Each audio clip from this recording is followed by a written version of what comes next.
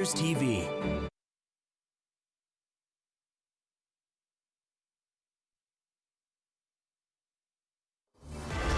Number one for local news in Ottawa and the Valley. This is City News, now on 101.1 FM and 1310 AM. It's Tuesday, August 23rd. Good morning. I'm Andrew Boyle. Right now in Ottawa and in Smiths Falls, it's 19 degrees, and here's what's making news in Ottawa and the Valley. The Federation of Citizens Association in Ottawa has written a letter to the province's Minister of Municipal Affairs. It outlines how their organization opposes Bill 3. That's an act which would give the incoming mayor stronger powers. Here's City News reporter Chris Curries. The ability to hire and fire department heads, veto council, and more was not exactly what they had in mind, and the move came as a complete shock to them. President Robert Brinker said there hasn't been an issue with the current system and doesn't see the need for changes. It's really frustrating. There's a very little or no communication between the provincial government currently and any voters at the moment. The FCA represents 70 Ottawa community groups, and Brinker says the Strong Mayors Act is undemocratic as it bypasses councillors' ability to act on their constituents' behalf. Chris Curries, City News. City News time, 9:01, and now your forecast. Here's meteorologist Jill Taylor. Heads up for rain at times that could be heavy. The high 22 degrees will feel like 29, 16 for the low. Tomorrow, sun and cloud near 29. For today, the high 22. And right now, 19 degrees in Ottawa and in Smiths Falls. New preliminary data shows opioids have killed more people in Ontario in the second year of the pandemic compared to the first, and more of the deaths in the southern part of the province than in the north. In Ottawa, also a recent rash of ODs. At Ottawa Inner City Health, CEO Wendy Muckle tells City News this is the worst summer they have ever seen. You look at the data from right across Canada, you see that overdoses and overdose deaths, which is how we measure overdoses, but has gotten worse through the years of COVID and doesn't seem to be showing any signs of settling down. Now, she says it started to get worse in the early months of 2017, was starting to improve, but has worsened due to the pandemic. Muckle says Ottawa is now starting to see ODs from unexpected places like laced stimulants and cannabis. She explains we need to regulate safe supply, increase treatment surrounding mental health, and improve our efforts around prevention. City News time, 9:02. RCMP Commissioner Brenda Lucki due to testify today at the inquiry into the deaths of 22 people in the 2020 mass shooting in Nova Scotia. It's expected she'll be questioned about the force's review of its response to the killing, how it handled communications. Lucki has told a parliamentary committee already she did not interfere, though, in the investigation. But that was frustrated with the Nova Scotia division because media were reporting facts about the shooting before the RCMP had released them. The Prime Minister and the German Chancellor will look on in Toronto today. The government will sign agreements with a couple of car makers, Volkswagen and Mercedes-Benz. It will give the automakers more secure access to Canadian raw materials for batteries and electric vehicles. The deals will secure Canada's place in the supply chain, providing things like cobalt, graphite, nickel, and lithium needed for EV batteries. And the big bank earnings are starting to roll in. Scotiabank earned $2.59 billion in quarter three. That was up slightly from the same three-month period last year. Revenue rose to $7.8 billion in that three-month period. On an adjusted basis, the bank earned $2.10 per share. That was a penny less than analysts had expected. I'm Andrew Boyle for News Anytime. Follow up online at ottawa.citynews.ca.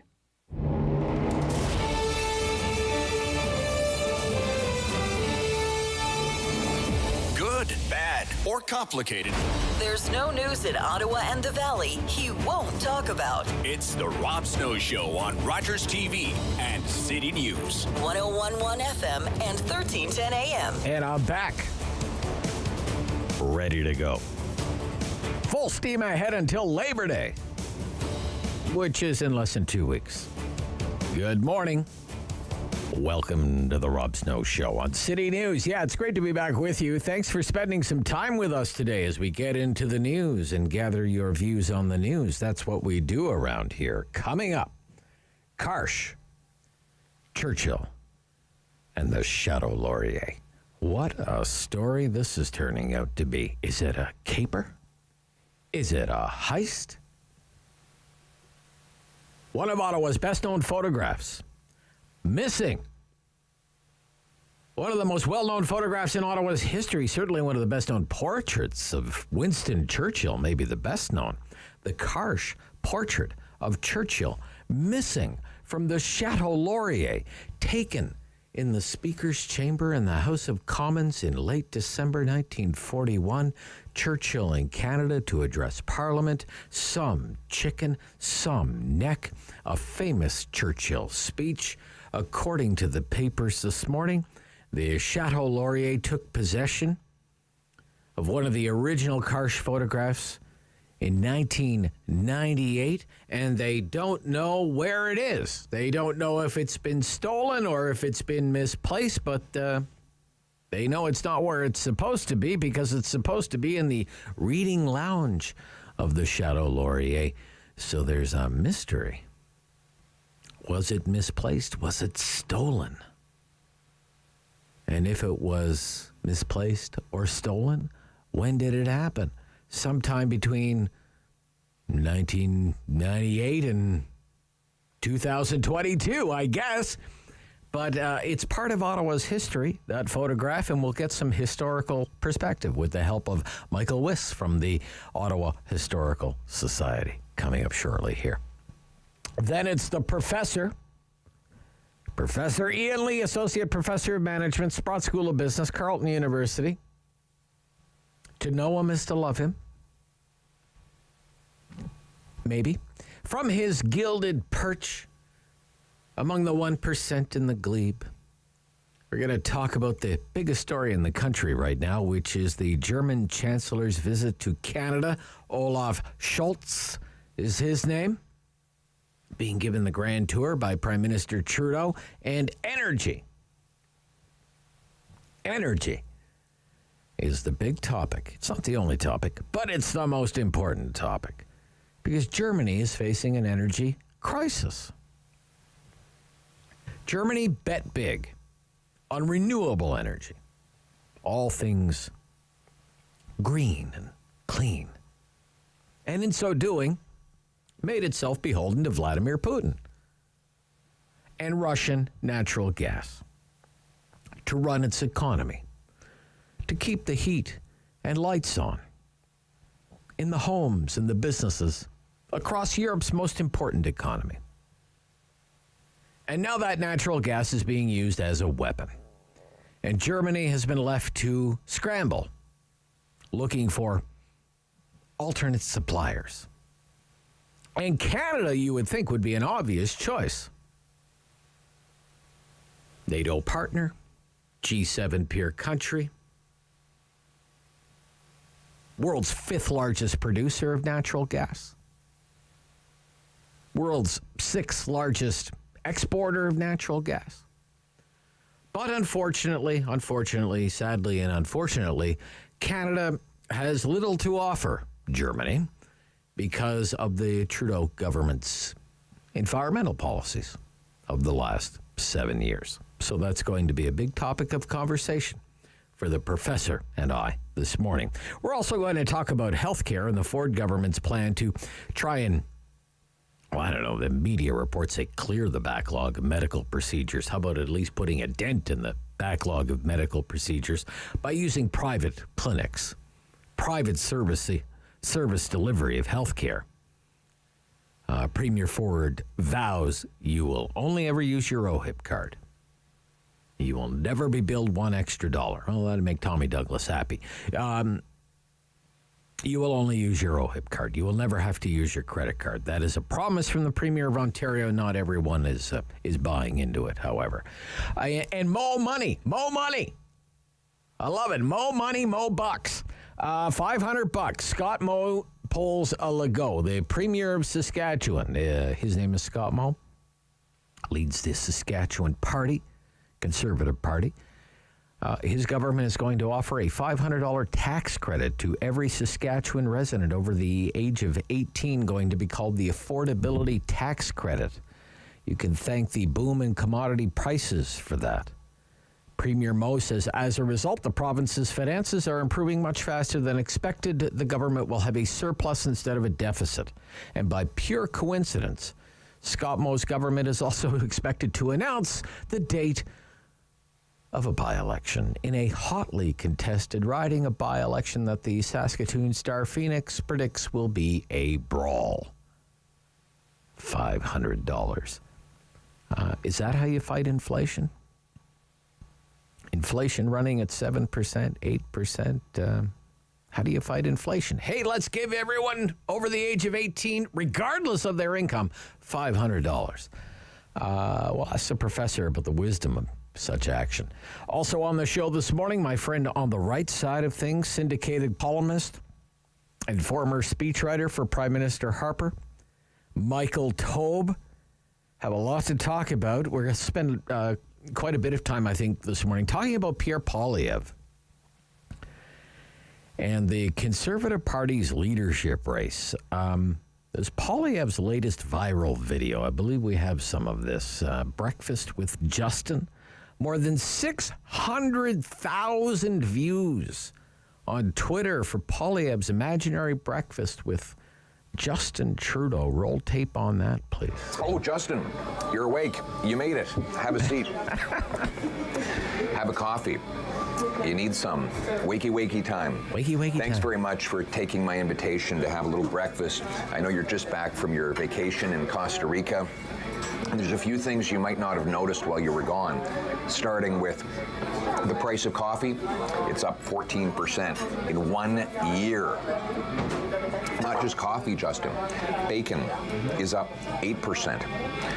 Milk to put in your coffee, it's up 7%. Bread's up 15%. And the butter on the bread, that's up 17%. And Eggs on it goes like up that. 16%. And you went to Costa Rica. More than 600,000 views on Twitter for that. Well, is there another Canadian politician who can get those kinds of views on social media? Doesn't mean everybody likes them. Doesn't mean that everybody is in Canada. Nobody comes to mind, really. Maybe there was a time when the Prime Minister could capture such attention. Maybe not so much anymore. And that's just Twitter, just one social media platform. But no matter, it's all just for likes, says Kevin O'Leary. Yeah, that guy, Kevin O'Leary from those TV shows. Mr. Wonderful. He says if you're a Conservative member voting in the leadership contest, that if you're backing Poilievre because you think you're going to get rid of Trudeau by backing Poilievre, you're not going to be a happy camper at the end of things. O'Leary says Poilievre can't beat Trudeau in a general election because Poilievre is too radical, too outside the mainstream. And that if you want to back a winner, you should be backing Charest. Charest can beat Trudeau. That's what Kevin O'Leary thinks. I'll ask Michael Taube what he thinks. And I'll ask you what you think during the Talkback Hour. We do the Talkback Hour every morning between 10 and 11 o'clock during the Rob Snow Show. And because it's my first day back, I paid $50. I escaped from PEI. I was in PEI for the better part of last week. $50 to get across the bridge once you vacation. They hit you after the vacation. Like, thanks, I'm already broke. Here's another $50 so I can get out of here. At least I didn't take the ferry and have to go down the emergency ferry chute into the, Gulf of St. Lawrence. I have a whole bunch of news stories that I want to get caught up on with your help at 750-1310. For example, this trip to Canada by the German Chancellor and Mr. Trudeau being so cool to the idea of sending natural gas to Germany. Let's talk about this. The truth is, quite likely, there's not much Canada can do because of the Trudeau government's policy decisions of the last 7 years. We can go over some of them. So isn't that proof positive? A proof is a proof. And when you have a proof, it's because it's been proven, to quote a famous Liberal. So is Canada's inability to help Germany with its energy needs in Germany's time of energy crisis, isn't that all the proof you need that the Trudeau government has mismanaged the energy file in this country? That's one thing I want to ask you. Maybe it's a loaded question, but I'm going to ask it anyway. I also want to know what you think about Pierre Poilievre's prospects in a general election. Is Pierre Poilievre too radical to win a general election? And we can talk about some provincial matters as well. How do you feel about more private delivery of healthcare services as long as you pay with your OHIP card? Are you okay with it? And what's a fair raise for education workers? Is it 11.5% a year? 2% a year? Or somewhere in between? 750-1310, talk back hour after the 10 o'clock news. Rob Snow Show, City News.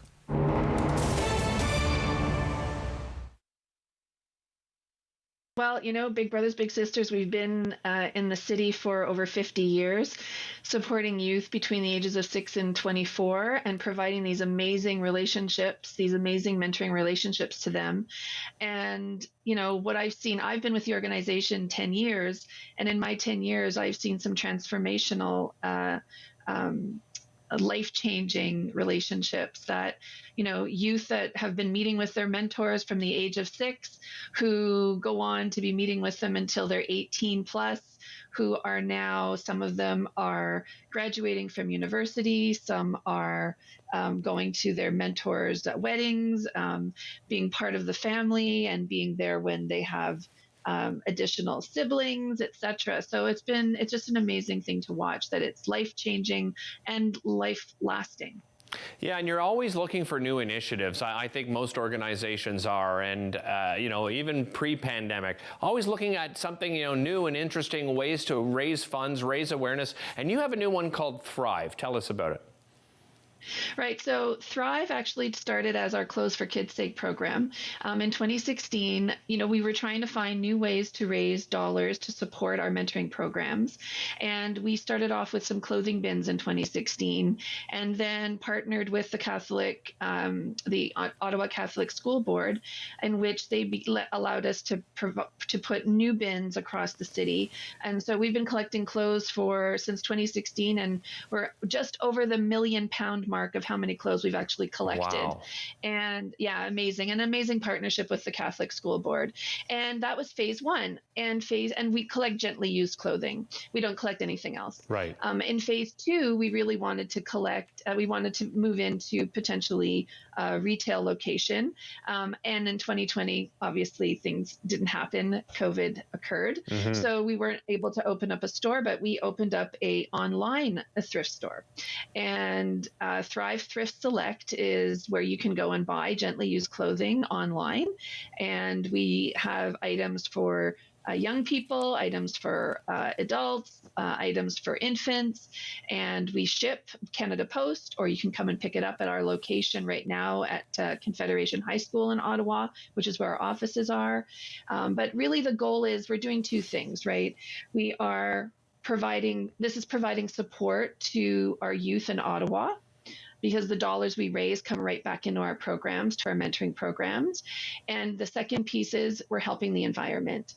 Keeping £1 million of clothes out of landfills has been really significant. And also being able to bring these dollars back in to be able to create our mentoring programs and provide these opportunities for our youth. He's the opinionated Ottawa icon.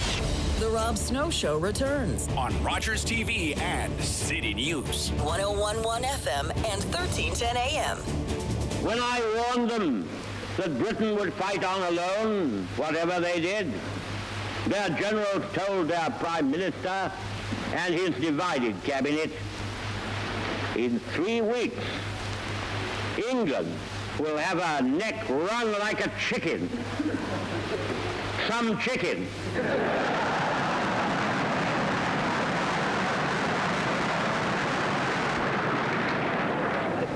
Some neck. Ben Weiss is here from the Historical Society of Ottawa. Good morning. Good morning, Rob. And that's part of the story behind the use of Karsh photograph, the famous photograph of Sir Winston Churchill, the original one that had been hanging in the hotel's reading lounge, now missing. What is the history of that photograph?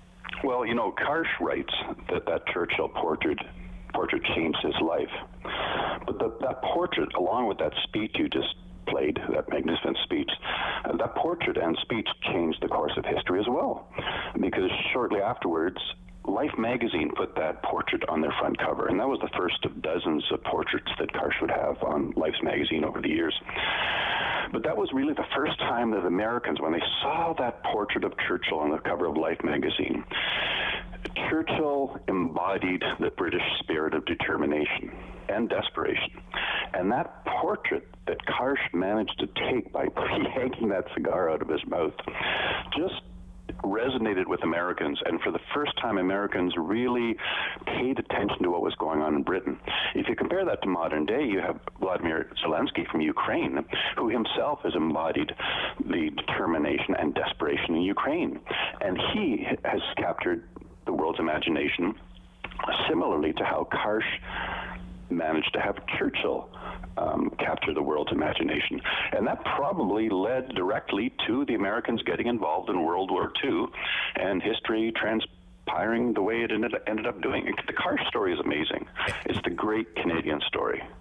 And maybe tell us a little bit more about that part of the story then. About Karsh? Yeah, sure. Yeah, as I said, it's the great Canadian story. A Canadian immigrant, a refugee from war-torn Armenia, spoke very little French and even less English, and look what he was able to achieve over time. I think everybody knows the story about the Karsh portrait. Again, Churchill had just made that stirring speech in the House of Commons. He had no idea he was about to have his portrait taken. King took him down the hallway to the Speaker's office, and all of a sudden there were these spotlights, and Churchill said, what's going on? Well, no one would answer, so it was up to Karsh to say, well, sir, they told me I could take your picture. And he was not happy about that. He had a cigar in his mouth, and he was puffing it away, and he said, okay, you can take one picture. The cigar never went away. Karsh held out an ashtray for him to put the cigar in the ashtray, and he wouldn't do it. So Karsh quietly went back to his camera, set up everything, make sure everything was set up technically correct. By the time he got back to his camera, Churchill was looking so belligerent he could have devoured him. And those are Karsh's words. And then he snapped the picture, and that was history made. That scowl at Karsh removing his cigar embodied the British spirit and changed history. And tell us about that portrait kind of taking up residence in the Chateau Laurier itself, where Karsh lived and worked for many years. Right? Well, exactly. Karsh's original studio was on Sprott Street from 1932 to 1972, but then for the next 20 years, till almost Karsh's retirement in 92, he and his wife lived and had a studio at the Chateau Laurier. So a very, very strong connection with the Chateau Laurier. That's not the only signed copy of that portrait. In fact, The Economist has called that the most reproduced photograph in the history of photography. Not all signed, of course, and not all original prints. But, you know, photographers are business people, and the business person knows that the more that you can sell of something, the more that you're going to make. But you also know that if you overexpose something, then you devalue it. So there are a limited number of signed copies of that around. Karsh's work is displayed in dozens and dozens of museums around the world. All of his prints and negatives were actually donated to the Library and Archives Canada here in the National Capital shortly after he retired in 92. 350,000 prints and negatives, and no prints have made since. So there's a great value to this portrait. I'm not an art expert, but I would definitely think at least in 5 digits. Can you think of a portrait photograph that is more say well known as something that happened in Ottawa than that one? One that's happened in Ottawa? Yeah.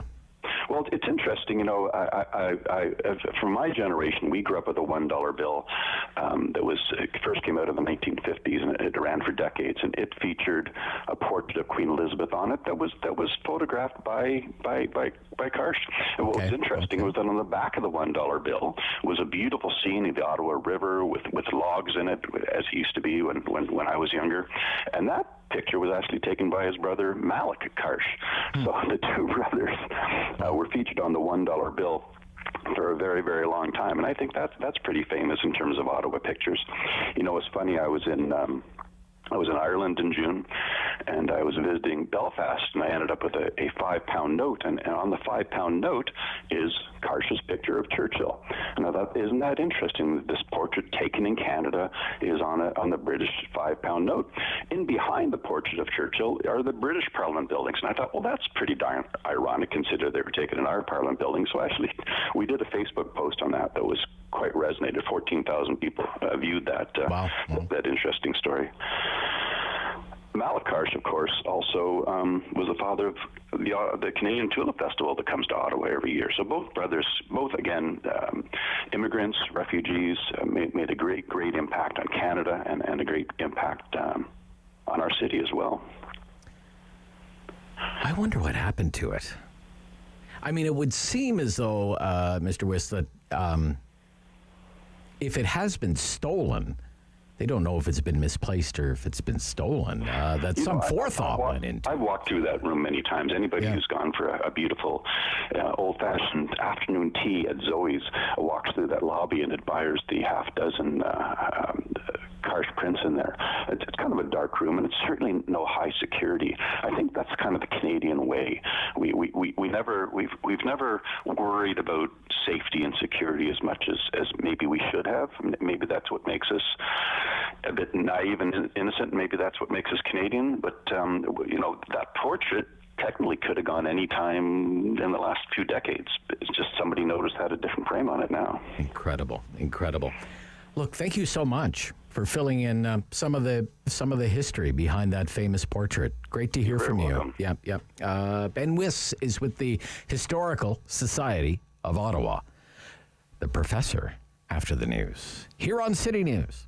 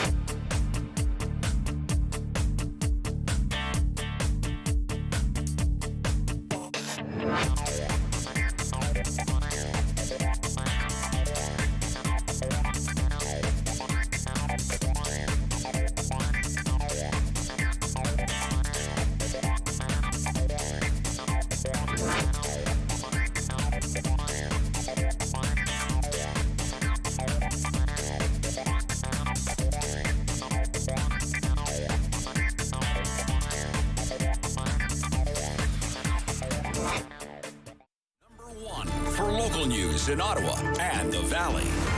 This is City News, now on 101.1 FM and 1310 AM.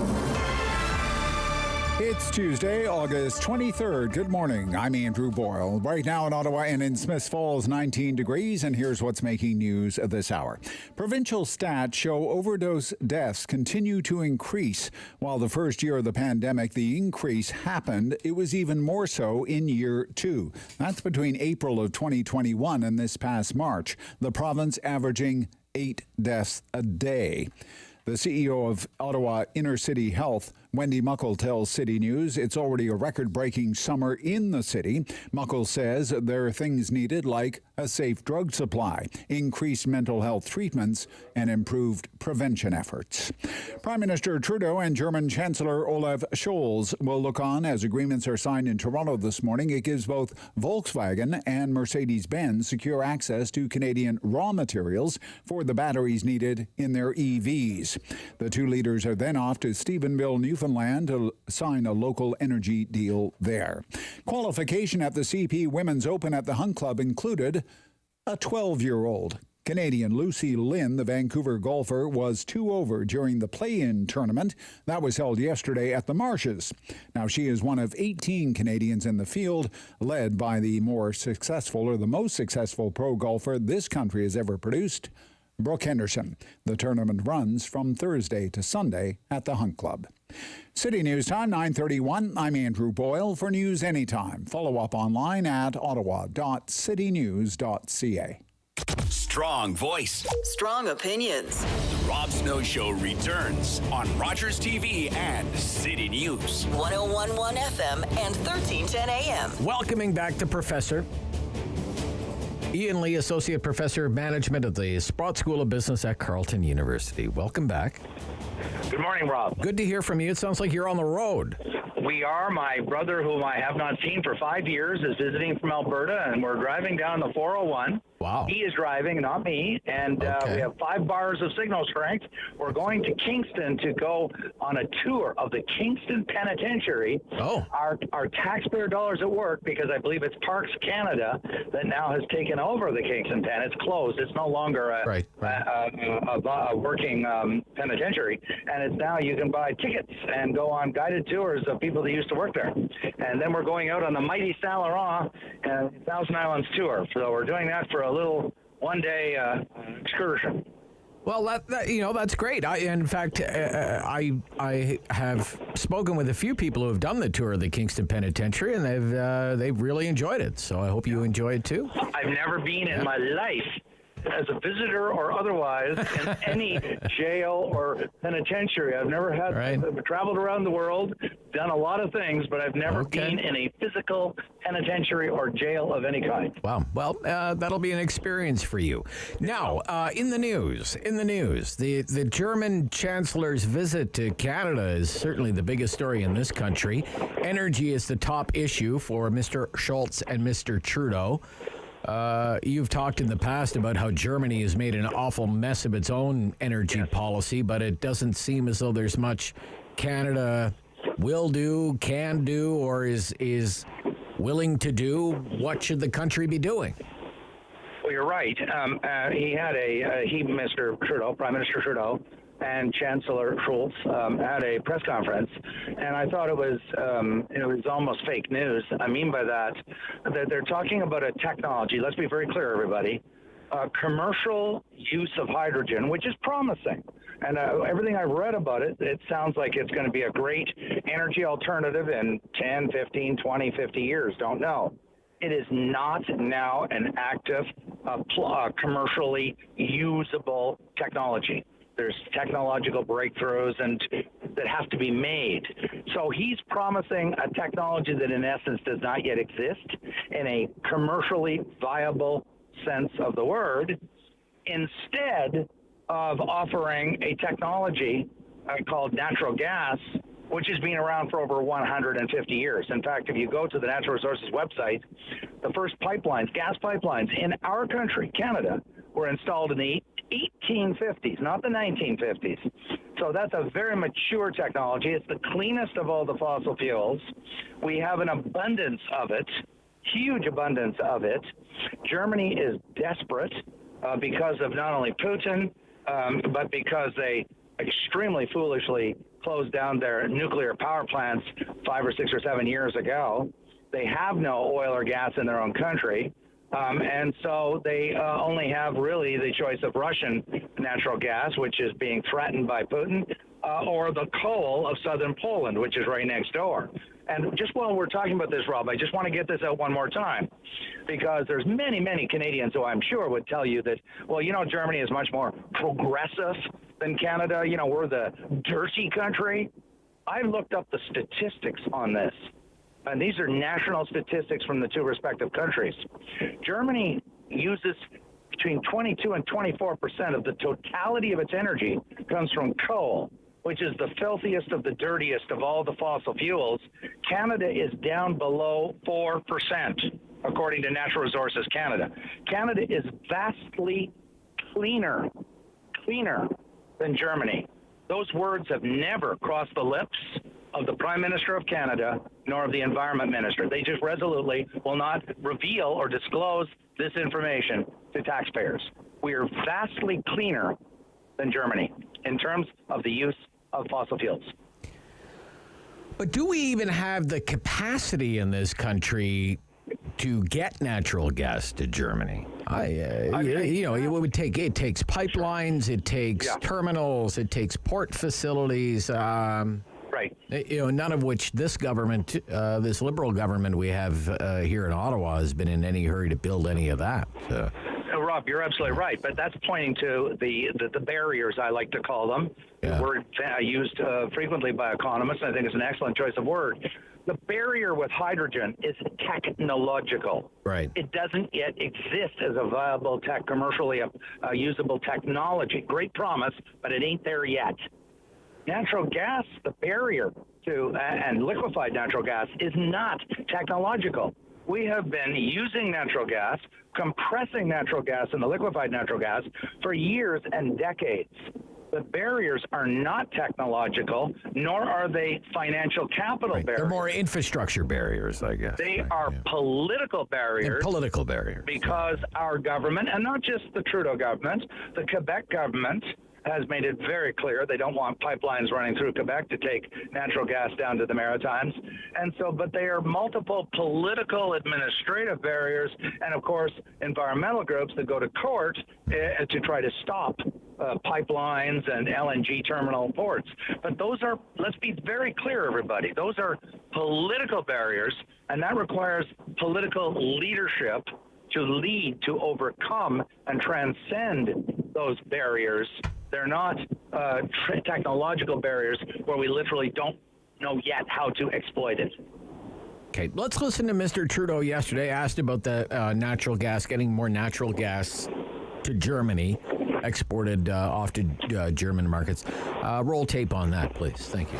So we are in a situation in the short term where we will do what we can to contribute to the global supply of energy by increasing our capacities in the short term and explore ways to see if it makes sense to export LNG, and if there's a business case for it, to export LNG directly to Europe. And that's something that economic conversations are going on between businesses in Canada and in Germany.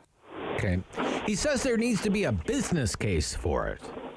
You know, that's right up your alley, business case. Make it a business case for something. I just despair for the Prime Minister. I'm hearing it because he says all the time he's evidence-based, but he isn't. Right, okay. If he would simply read the Globe and Mail report on business, or read the Wall Street Journal, or read the Financial Times. And if he doesn't want to read those business presses, go to the International Energy Agency, which is a UN agency partially funded by Canada along with all the other countries. And it's showing that natural gas prices are, what are they doing? Are they going down because of collapsing demand? No, they're going up through the roof. Well, in Europe they are. In Europe they are. Yeah. The forecast for Canada and the United States in the fall is natural gas prices are going to go up very dramatically because of the demand from Europe. I mean, once upon a time, natural gas prices were regional. That is to say, there was a price for Europe, another price for North America, another price for Asia, because you couldn't ship the stuff. And then we figured out how to liquefy it and then ship it. And so what's happened is that means now that whereas before we didn't have a demand outside of North America for our natural gas, now there is. And that's pushing that demand for this scarce product is pushing up the prices. So when he says we got to see if there's a business case, those comments reveal that he's oblivious to the price markets, what's going on in the gas, natural gas, and liquefied natural gas markets. These markets are fully transparent. Anybody with a laptop and a computer or even a cell phone and an app can go to energyoil.com. There's oil.com. There's all kinds of websites where you can go and in an instant, find out the prices of oil or natural gas or liquefied natural gas. So the argument that he's making is, well, we don't even know if there's a business case, is just what he's revealing is he doesn't know what he's talking about. And I don't say that unkindly because the business case is so incontrovertible. I mean, all you have to read again in the business media is about how the Gulf states, I'm talking Qatar, I'm talking UAE, United Arab Emirates, Saudi Arabia, they're just ramping up. The U.S., the rigs for natural gas and fracking are at an all-time high. This is in the New York Times being reported and in the Wall Street Journal. So this isn't secret information unavailable to anybody.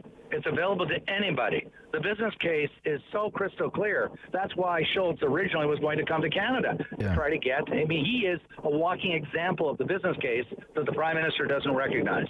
It's quite extraordinary, isn't it? We have in Canada, we're the fifth largest producer of natural gas in the world. The United States is first. In the world. In the world, yeah. The United States is first, and it's and these are Enercan stats. Yeah. U.S. number one, Russia, Iran, China, and then us. And in terms of exports, Russia is first, followed by the United States, Qatar, Norway, Australia, and then us. Yes. Sixth largest exporter of natural gas in the world. Here's Germany in its time of energy crisis, of its own making, really. And then it come to Canada, which you would think would have every capacity to help, and we're basically useless. And let me get, because I'm sure there's some environmentalists saying, oh, you don't understand, the Earth's on fire, global warming. Mm-hmm. Let's be clear. If we don't provide that natural gas and there's a shortage, the latest being reported this morning in the New York Times is people in Europe are resorting to wood. Yes. Now, people may not realize or remember this. Wood is a fossil fuel. In fact, the city of Montreal is banning fireplaces because they don't want people to burn fossil fuel called firewood. So what we're doing by not providing sufficient or any natural gas is what we're doing is pushing, okay, yes, they made the mistakes. They've screwed up their energy policy in Germany, but all we're doing is ensuring that they're going to rely more and more on that unbelievably dirty coal from southern Poland and wood. In other words, gas is the cleanest of all the fossil fuels by a huge factor. And so he can say, well, we're standing up for the environment. No, he's not. He's making it worse for the environment. Yeah. I don't know if wood is considered a fossil fuel. I don't think wood is considered. It's carbon. It's carbon. But I'm not trying to say that it's going to, the world's GHG emissions are going to go through the roof because they're burning some wood in Germany. That's not my argument. Right. My point is they're going to be, and they are, turning to coal.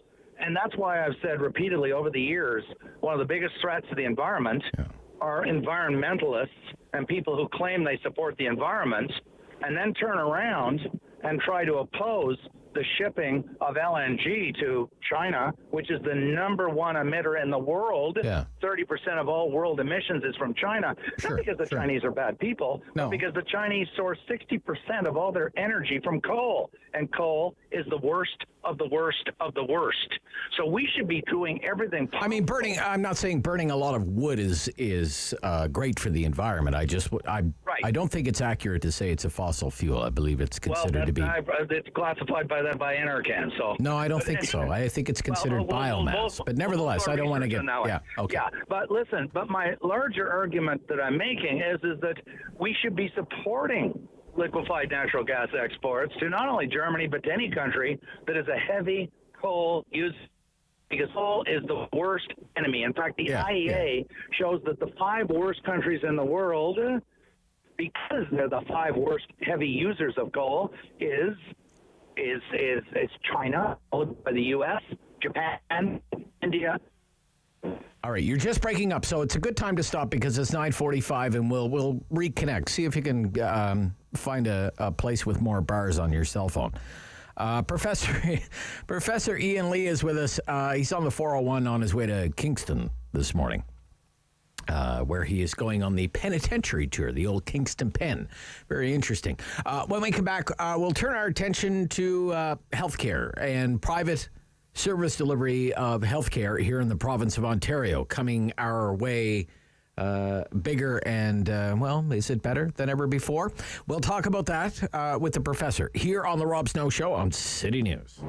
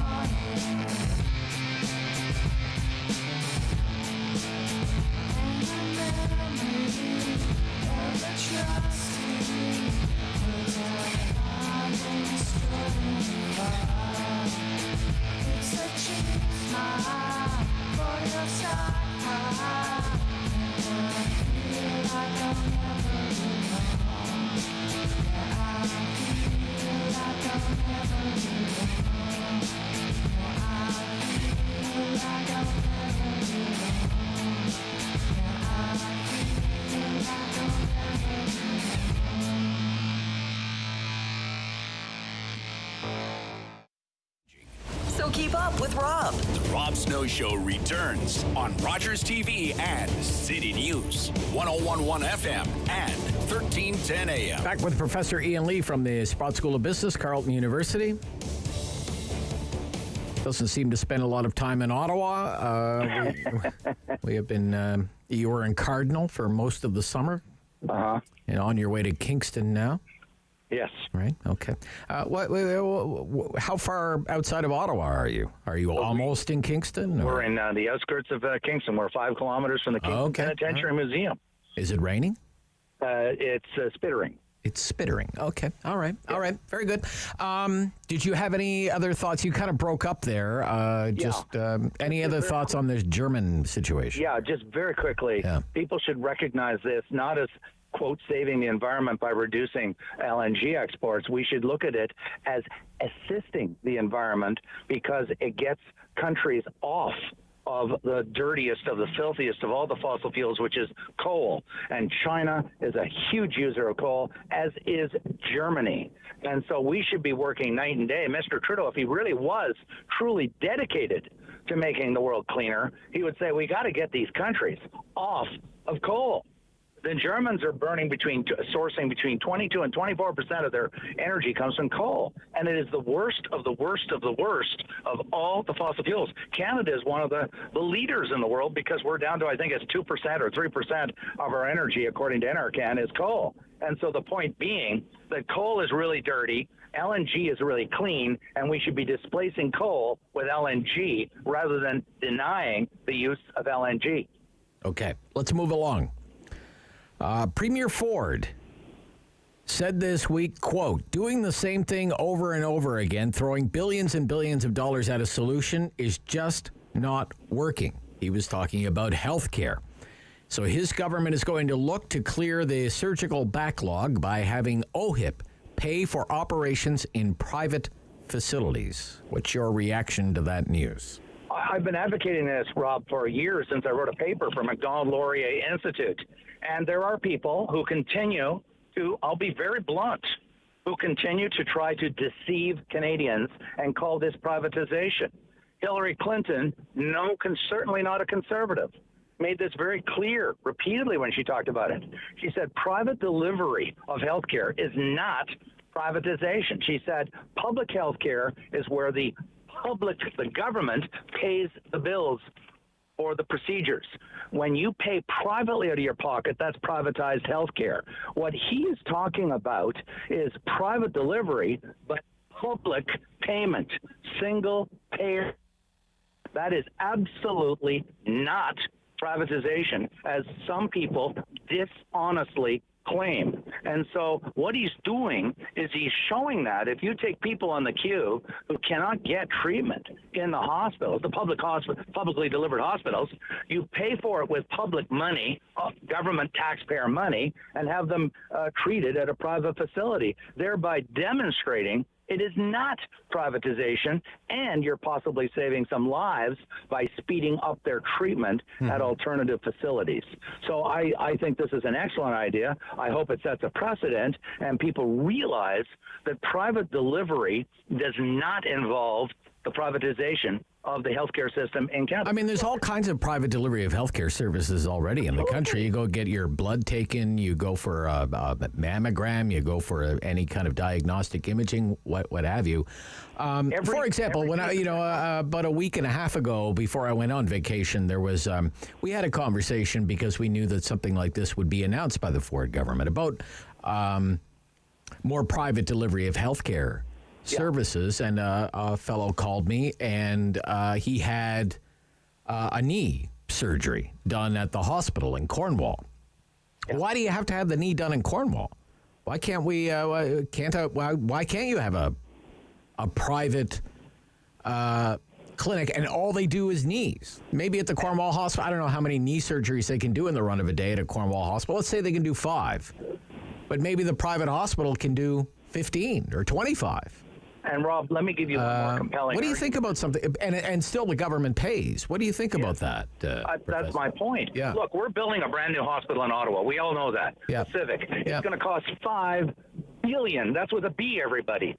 $5 billion. There is nobody who can argue that a knee and hip clinic on Maryville Road will cost $5 billion or $500 million or $50 million. We just cannot build 50 or 100 or 500 hospitals costing $5 billion a copy. Hospitals are the most expensive form of medical treatment. Yes, they're needed for the really big ticket stuff, trauma, automobile accidents, burn, from a horrible fire, cancer, oncology. But there's lots of stuff that does not need to be delivered in a hospital. It can be delivered in clinics, imaging, x-rays, MRIs. And it's vastly less expensive, and you can handle it in a much more effective manner for the patients of Ontario. So that's why I'm so in favor of this. I do not support American-style healthcare where I get a bill and I have to pay on my visa. I support public single-payer model, but I want private delivery. I mean, I don't expect the government of Ontario to design their own CAT scan machines. They buy them from German companies like Siemens. And that doesn't mean we privatized. We hire private construction companies to build the physical hospital, but that doesn't mean we privatized healthcare. So they're deliberately obfuscating the critics, the delivery with the payment. Keep your eye on the prize, everybody. The prize is, are you getting a bill individually? If you're not, there's no privatization whatsoever. Okay. Scott Moe leads a Conservative government in Saskatchewan. They've had high commodity prices, but he says that has created an affordability crunch for some. So every adult over the age of 18, regardless of income, in other words, no means test, which is something you and I have talked about a lot in the past, will get a tax credit, $500 tax credit with 7 and 8% inflation. In 2 minutes or less, your thoughts on that, please. I don't agree with him, and I understand the argument that we have to help those who are disadvantaged. First off, giving it to everybody. I mean, there's lots of people who are high income. A medical doctor making $500,000 does not need support. Neither do professors like Ian Lee. So what on earth are they doing? It's the same argument against pharmacare, universal pharmacare, which is giving free drugs to high-income people that live in the glebe or in Westboro or in Sandy Hill. We should not be. All of our social programs should be targeted to, if we're going to help anybody, help low-income people who need help. We should not be giving it to people who are wealthy or upper middle class and high-income people. Okay. Plus, it could make the inflation worse, could it not? That's exactly right. You know, you're pumping money into the economy when the economy, there's already too much demand in the economy. That's the problem already, right? So Yes, absolutely. You're stimulating the way I like to put it, when you do that, you're stimulating the inflation. Right. Well, surely we can agree we shouldn't be stimulating inflation. All right. Enjoy prison. Thank you very much. We just arrived. It was a good time. We just were in the parking lot. Okay. Thank you, Professor. Thanks very much. We'll speak soon. Bye-bye. Outside the Kingston Penitentiary, where he's about to take that tour of the Kingston Pen. That is Professor Ian Lee from the Sprott School of Business at Carleton University, where a lot of lefties think he should be anyway, in prison. Talkback Hour, first one for me in more than a week, so I'm looking forward to hearing from you. There are many, many stories in the mix. Energy policy, healthcare policy, education, lots of stuff. So let's talk about it. Right after the news, Rob Snow Show, City News.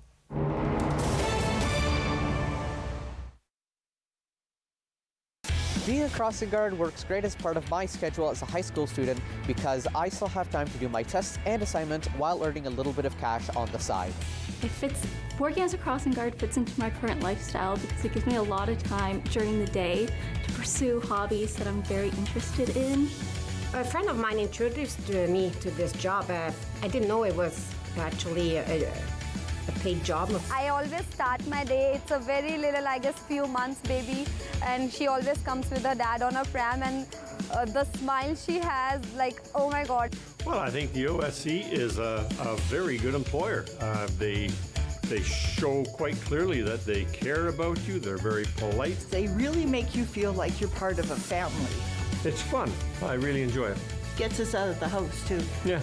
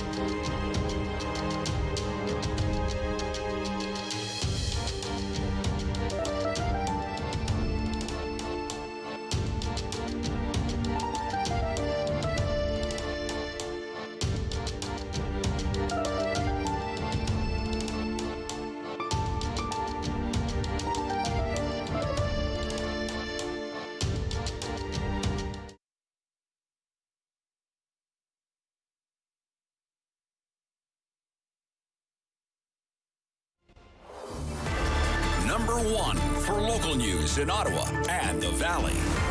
This is City News, now on 101.1 FM and 1310 AM. It's Tuesday, August 23rd. Good morning. I'm Andrew Boyle. Right now in Ottawa and in Smiths Falls, 20 degrees, and here's what's making news in Ottawa and the Valley. The office of the chief coroner in the province shows opioids killed nearly 2,800 people between April of 2021 and just this past March. That is 2% more than the number who died from opioids in the first year of the pandemic and averaged about 8 a day. Ottawa Inner City Health has seen a recent spate of overdoses in the city, and this is just adding to what's already a record-breaking summer. Wendy Muckle tells City News the overdoses aren't just from opioids and explains what she would like to see moving forward. A regulated, safe supply of all forms of drugs. So not just opiates. People talk about this as an opiate crisis. That's yesterday's news. This is no longer an opiate crisis. We have a crisis in the stimulant market. We have a crisis in the cannabis market. Now, the CEO of Inner City Health would also like to see more treatment surrounding mental health and more prevention information. As for the stigma that only addicts are overdosing, she says that is completely false. And it's happening to many people who are first-time or even recreational users. City News time 10:01. Now your forecast. Here's meteorologist Jill Taylor. Heads up for rain at times that could be heavy. The high 22 degrees will feel like 29, 16 for the low. Tomorrow, sun and cloud near 29. For today, the high 22. And right now, 20 degrees in both Ottawa and in Smiths Falls. It's a busy day for the Prime Minister and guest, the German Chancellor. They have stops in Toronto and Newfoundland to come today, but before those, City News reporter Laura Carney with the details on what happened this morning. First up this morning, the two leaders participated in the summit for heads of state and government of the International Crimea Platform. German Chancellor Olaf Scholz and Prime Minister Justin Trudeau reaffirming their commitment to Ukraine. Today, on the day we commemorate the victims of Stalinism and fascism, we make once again clear that the international community will never accept Russia's illegal imperialist annexation of Ukraine territory. At 9 this morning, the two will attend an event hosted by the Canadian-German Chamber of Industry and Commerce at the Globe and Mail building. We are learning that the two will oversee the signing of an agreement between the federal government and Volkswagen and Mercedes-Benz on supplying raw materials for batteries in electric vehicles. The signing ceremony will apparently happen in Toronto today. Scholz had hinted at the pending deal during a news conference with Trudeau in Montreal yesterday. Then this afternoon, the two will travel to the western Newfoundland town of Stephenville, where they will attend a hydrogen cooperation signing ceremony. Laura Carney, City News. City News time at 10:02. RCMP Commissioner Brenda Lucki is due to testify about the force's response to the 2020 mass shooting in Nova Scotia. She's also expected to face questions about how police communicated with residents during the gunman's rampage and after. Lucki has already made it clear she was frustrated with the Nova Scotia division because facts about the shooting were coming out in media reports before police had released that information. And researchers at the University of California, Berkeley think there may be a tie between not getting enough sleep and being less likely to help others. They studied the effect of sleep on generosity across 3 different studies, including one that found there was a decrease in donations during daylight saving time. Critics say it's not exactly clear if the people taking part in the study had more or less helpful behavior prior to the study and what their typical patterns of helpfulness are. I'm Andrew Boyle for News Anytime. Follow up online at ottawa.citynews.ca. It's time to talk back On the Rob Snow Show. Have your say and call now. 613-750-1310. Is Canada's inability to help Germany with its energy needs proof that the Trudeau government has mismanaged the energy file in this country? 750-1310, 750-1310, 613-750-1310. That's one question I have for you related to a news story. Here's another one. Is Pierre Poilievre too radical to win a general election? How would you answer that? Is Pierre Poilievre too radical to win a general election? Then we can get into some other things if you would like. It's up to you. It's the Talkback Hour, 750-1310, my first one in a while. How do you feel about more private delivery of healthcare services? If you pay with your OHIP card, how do you feel about that? And another hot one is, what's a fair raise for education workers? 11.7% a year. That's what CUPE is demanding from the Ford government. 55,000 education workers. The Ford government is countering with no more than 2% and only for workers making less than $40,000 a year. 2%. For others, it would be 1.25% when inflation is running at 7%, 8%. So is it 11.7% a year? Is that fair? Is it 2%? Somewhere in the middle? And if it's somewhere in the middle, you know, where do you land? Okay, 750-1310, 750-1310, 613-750-1310. Talk Back Hour. Great to be back with you. Phone lines are open. I will admit to being a little bit out of the loop. I was away on vacation to Atlantic Canada, Prince Edward Island, for Old Home Week. It's not my old home. It's my wife's old home, but I met quite a few members of my own family at Old Home Week in Prince Edward Island. Took in some harness racing, took in Alan Doyle's musical, Telltale Harbor. Fabulous. If you ever get a chance to see that, Telltale Harbor. Great time. But I also used some of that time to relax and recharge and more or less disconnect from the news. So if I seem to be playing catch up with some of these news stories, that's why. But lots of interesting news stories in the mix, and just making the appeal to ask you for your comments on them at 750-1310. To the Quebec side first, Kevin in Hull. Good morning. You're on City News. Kevin. Hi, Rob. Welcome back. I'm glad you had a good time. Yeah, it's good. And Thank you, Kevin. Derek did good as always. Oh, yeah, he's great. Okay, so I had told the screener I can tackle any, but I could start with LNG. Yeah. And then I could do Pierre. Sure.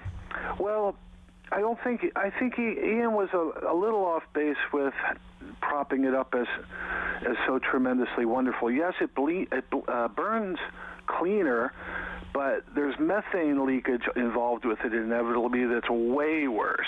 And then also the amount of energy required to liquefy it after transportation is tremendously energy intensive. Intensive, and coal, including coal, for example.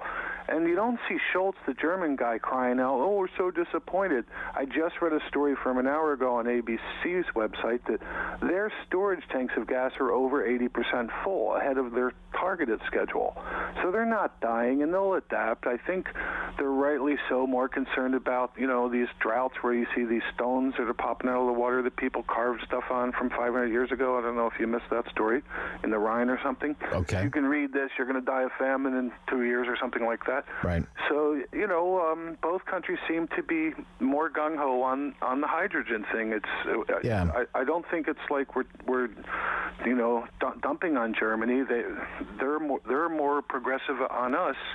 Well, they did make a miscalculation. I mean, you have to admit that, Kevin. Being so reliant on Putin and natural gas 30%. Imports from Russia was a great miscalculation, right? And they burn this stuff called soft coal, which I guess is not what it's more of like a moss type thing, which is nasty stuff too. I don't know about that, but I think they'll conserve and they'll be okay. And thinking long term is probably the right way to go. Okay, all right. On Polyev, On Polyev. Oh, I totally agree with Kevin O'Leary. Oh, really? I'm not a big fan of his. I kind of think he's obnoxious. I certainly wouldn't want to go boating with him. But no. Kevin O'Leary, you wouldn't want to go boating with Kevin O'Leary. Right, Okay. Yeah, you got that one. Eh? Okay, I got that one. Yeah. But however, he's using the wrong term. It's not too radical. It's too reactionary. This is the proper term for those types of politicians. And so, who wants a guy who'd rather pay $50,000 out of his donors than to show up at a debate, for instance? Okay. And now, maybe you missed it. There was a photo he posted with a guy named Jeremy McKenzie, and this is part of the crowd that he caters to. So he. Yeah, but is that kind of a gotcha thing? Is that kind of a gotcha thing, Kevin? I mean, absolutely. I see, somebody snapped a picture with this guy from the far right in Canada, right?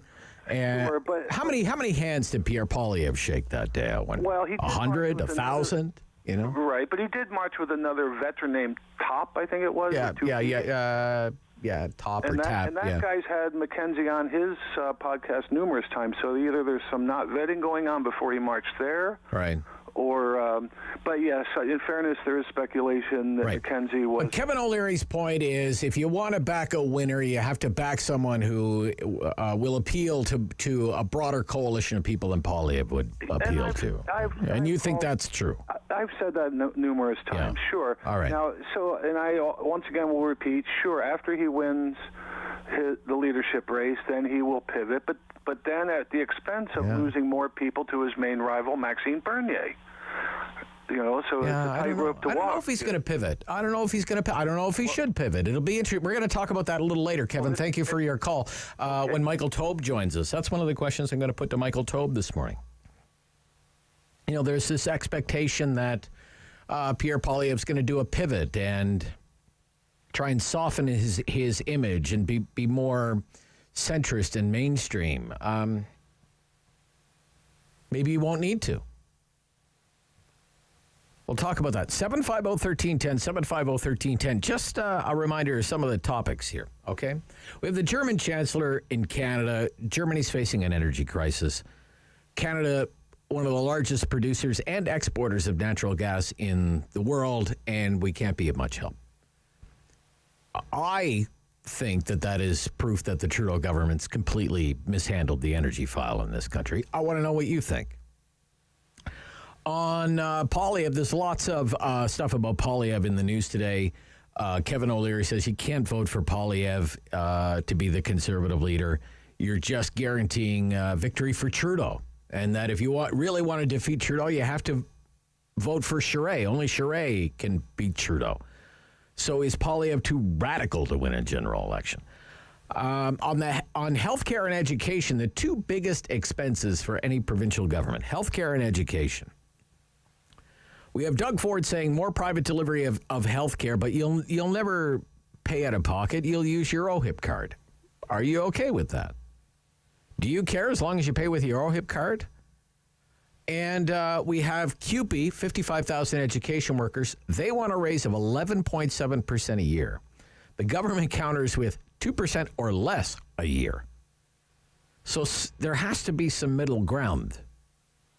What's the middle ground? 11.7% a year, 2% a year, inflation running at what now? 7.6, I think, was last week's number. 750-1310. Dave in the West End. Dave. Welcome home. Yeah, thank you, Dave. Yeah. My God, if we can't get Professor Lee to become Prime Minister, then we sure as heck better get Poilievre in there. Okay, because we need some radical thinking. Okay. I mean, why do you say that? Why? Because the state of the world right now. Yeah. O'Leary says he's too radical. He won't appeal to enough people. He'll turn off more people than he'll excite. Well, the environmentalists have ruined the world. Right. Because Professor Lee had statistics that were government-produced statistics. China, 30%.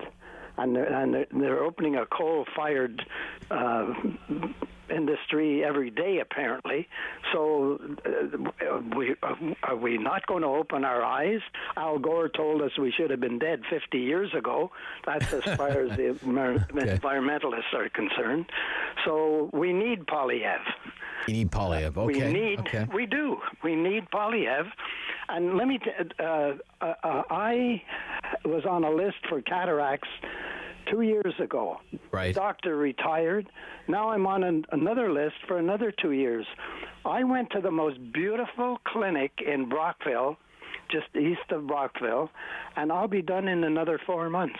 Wow. Okay. And they're setting up to do surgery there. They're doing it now at the Brockville Hospital, but they're setting up And did you use your OHIP card or did you pay out of pocket? I used my OHIP card. You did? Okay. And yesterday I went to Westgate and had them punch a hole in it because it's expired. It expired in June. Right. But it's good till June, till the end of September, I think. Exactly. But I'm getting the new one. Get the new one. But here's the point. I mean, we need these private clinics who operate so efficiently that they get the work done in half the time. All right, Dave. Great comments. Thank you. Yep. Talkback hour, 750-1310. Any number of topics in the mix that we can talk about. Energy security, energy policy, healthcare policy, education, with the possibility of strikes. First day of class. Can you imagine? It's supposed to be 2 weeks from today, and we have a big education union is taking a strike vote. The first day of class is 2 weeks from today for most students in Ontario. And Poilievre, is he too outside the mainstream to beat Trudeau? Kevin O'Leary says so. Let's talk about it. 750-1310, Rob Snow Show, City News.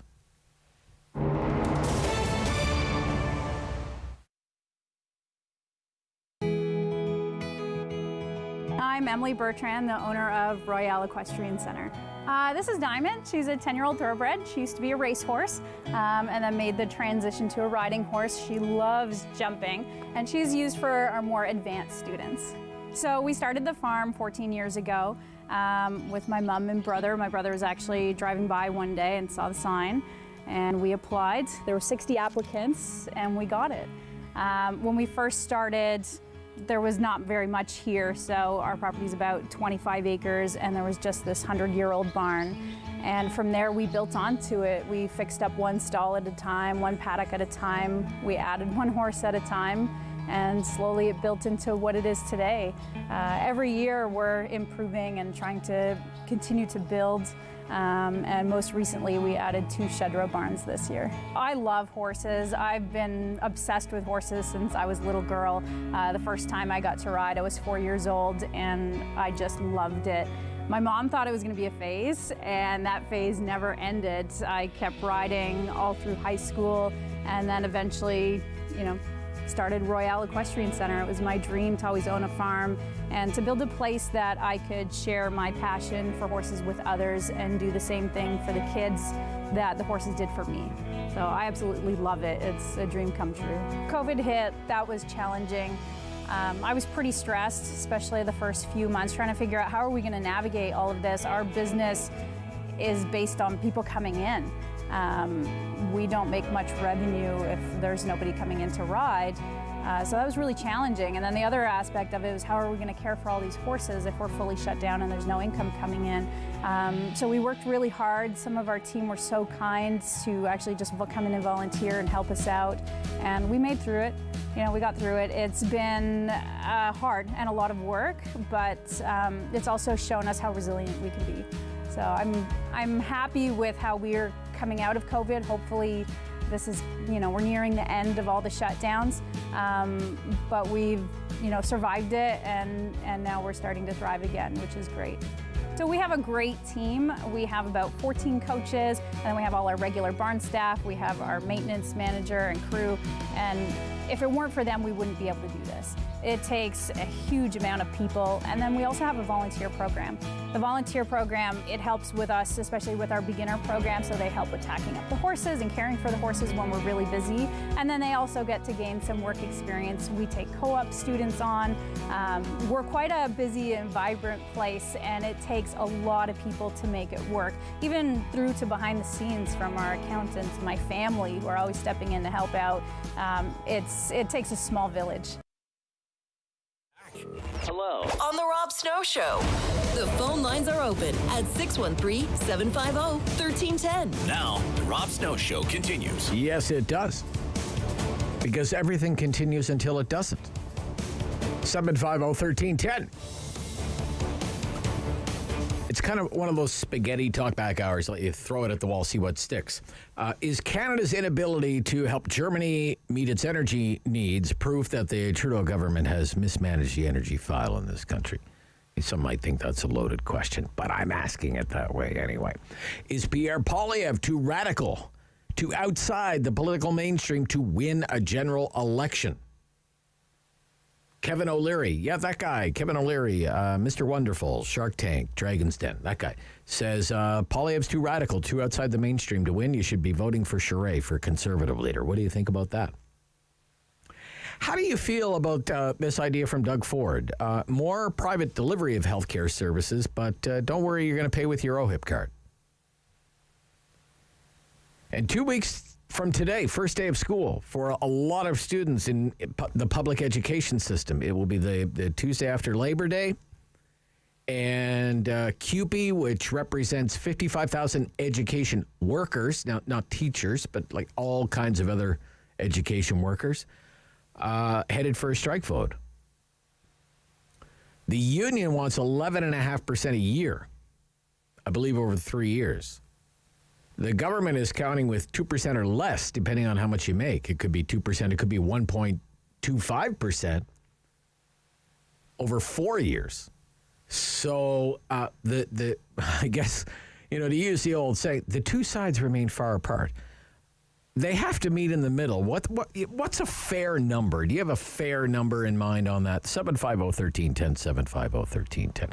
In Brockville, Dave. Morning, Dave. You're on City News. Hey, Rob. Hi, Dave. You got a week's worth of topics in an hour here. Yeah, I didn't know what had already been covered and what hadn't been covered, but I'm open to talking about anything. Help me get caught up on all the news of the day. So on Poilievre, this isn't the first time somebody said he's too wild and crazy to appeal to a lot of people and win a general election, and he won't be the last, Kevin O'Leary. So what do you think? Do you agree with him? Well, I get a kick out of these, Mr. Wonderful. I enjoy watching him on TV. But do I really care what his political opinion is? Hillary Clinton had Bruce Springsteen singing at her. I like his music. Mm-hmm. I don't care what he thinks politically. Mm-hmm. We've, the last two elections, we've had leaders that basically moved into the liberal side, liberal light, and it didn't work. Okay. So it's kind of refreshing that we're going to have someone that's going to be maybe run on a true conservative platform, and let's see what happens. Okay. On healthcare, do you really care whether it's done in a hospital or done with a private clinic, as long as you go in with your OHIP card and you don't have any extra billing, or does it really matter to you? Mr. Public Defender Jack Layton had his. He went to the Shouldice Clinic for a hernia, right? Yeah. His hernia done at the Shouldice Clinic, which exactly, he wasn't out of pocket. We have to take pressure off the hospitals, and we have to stop. At what point does it end? We're almost at 50% of the budget is healthcare. At what point do we go bankrupt? Right. Okay. So anything that works, if it's going to take pressure, we got to try it at least. Okay. All right, Dave, thank you. Thank you for your call. It's great to hear from you. In Renfrew, Regan, you're on City News. Good morning. Good day, Rob. Yeah, good to hear from you. On Poilievre, Kevin O'Leary says, look, a vote for Poilievre is basically a vote for Trudeau. Poilievre can't beat Trudeau in a general election. You have to vote for Charest if you really want to beat Trudeau. What do you think about that? Well, first off, I'm like the other fellow. I care less about Kevin O'Leary's opinion. Okay. Second of all, I think that while I have some doubts about winning a general election, there are just some doubts, because I think by the time people do without enough, by the time the next election comes, I think people want to take a drastic change. Second of all, I think if maybe Pierre Poilievre helps increase some of the political awareness in this country, that I think he stands a good chance, because people are just fed up and won't even vote the purpose, but he needs to prove to them why he needs to vote, so. All right. I'm going to end our conversation a little early, Regan, because you have a bad cell phone connection there. So I'm going to move along right to Dave on line 4. Dave, you're on City News. Yes, welcome back. So on Poilievre, let's hope he is an on. And I hope that somebody from the media approaches him and asks him blank out, do you know what Q is? And do you believe in the Q alerts? Okay. Somebody's just going to have to do it. Ask the question. Right. And what answer do you want to know? Well, I want the answer where people discover it for themselves. Okay, all right, okay. Right. But you can't hide the truth. Like, truth is a force of nature. Gotcha. And that's what's happening. Okay. And once people figure out the military's on board, then things are going to change. And you've already been through the looking glass, and you've figured all this out all on your own, Dave. Well, you got to future-proof past, right? Yeah. News unlocks the map. What's that? News unlocks the map. The steps are very easy. Okay. And it doesn't take a genius to figure it out. Right. If you pass Common Core math in the 70s, you're good. You're good. Common Core math. Figure it out pretty quickly. Okay. All right, man. You kind of lost me on that call, but I think I'll end our conversation there. I think that guy may be associated with the Queen of Canada. And not Elizabeth, the other one. Jennifer. Jennifer in Ottawa. Hi. Hi, Jennifer. Hi, I'd like to change the subject a little bit. So, all right. Well, I've got 4 topics here, so... Sure. A lot of people think the bus shortage isn't important, but the thousands of students that aren't going to get to school, I myself am a school bus driver. I've been doing it for about 8 years. Okay. During the 8 years, I've also drove dump trucks. Yeah. And I won't be going back in September to that bus. You know what I mean? I'm sticking with my dump truck because at almost $30 an hour versus $18.60 an hour for 4.5 hours a day, it doesn't. It's not worth it. Not worth it. No, and the other thing is that this is my point that I make to people when they say, "Oh, well, it's just a school bus driver." The school bus driver and the dump truck driver, heavy equipment, it's all the same thing. Right. You're driving a big vehicle. Yeah. You're doing the same circle check. You're doing the same log book. You're doing the same hours, and you have to log everything and whatnot. Yeah. You do all the same responsibilities, except you look after the Well, I would say a school bus has more precious cargo on it than a dump truck. It does. But when you think about just the whole big vehicle, circle check, this and that, like about the rate of pay, you know, at almost $30 an hour to drive a dump truck, to do circle checks and, you know, with the heavy equipment and whatnot, it's the same for the bus. So when they talk about the shortage, like, it's, you know, yes, it's precious cargo, but you're doing the exact same thing as a dump truck driver would do, or a transport driver would do. You have the same responsibilities. You have logbooks, like I said. You have all that stuff. So you're driving a dump truck. That keeps you busy? 12 hours a day, 10 to 12 hours. Oh, that's pretty a day. busy. That's pretty busy. You know what Okay, I mean? yeah. But my point is that you're doing the same commercial circle checks, this, that, whatever. Why have we not changed this with the school buses? Gotcha. You know what I mean? Okay. They have an incentive program every 3 months right now. They give out $1,000 to every bus driver just to keep them employed. Right. It's an incentive. You know what I mean? Yeah. That's been going on. It was only supposed to be for a year. It's been now 3 years that they keep pumping this out every 3 months just to give the drivers a little boost to try and keep them. But it's ridiculous, you know. It just doesn't make any sense. All right, gotta go. Reach halftime talk back hour, 750-1310. Pick it up right after the news on the Rob Snow Show on City News.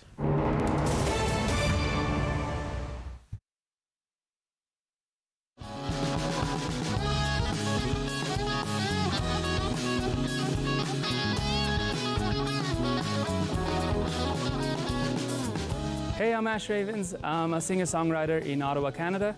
I'm performing on Encore Ottawa 3.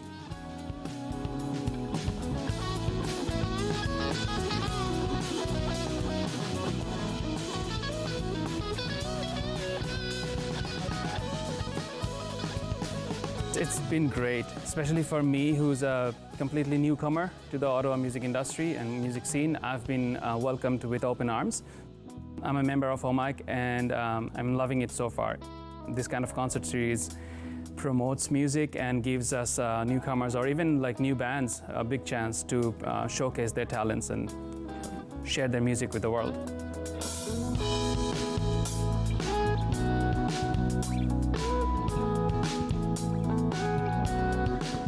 So yeah, it's a great opportunity for me to perform at the beautiful Schenkman Arts Center. I'm supported by Rogers TV, obviously, and I've been checking out the previous Encore 1 and 2 videos on Rogers channel, 22 channel, as well as YouTube. And I've been blown away. Frankly, it's so beautiful. It's world class, to be honest. And the lighting and the sound, everything was mind blowing for me. And so I'm really glad that I'm here, enjoying this very moment, talking to you guys, going to be performing on stage for Rogers TV and for OMIC. Yeah, it's a big opportunity for me.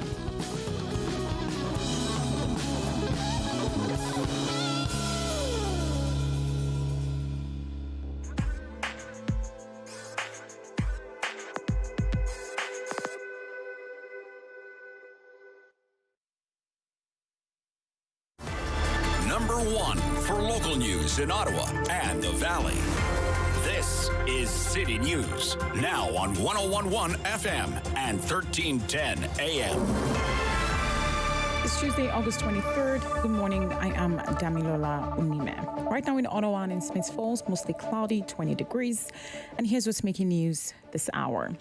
The price of gas is trickling down, and a big drop is expected again tomorrow.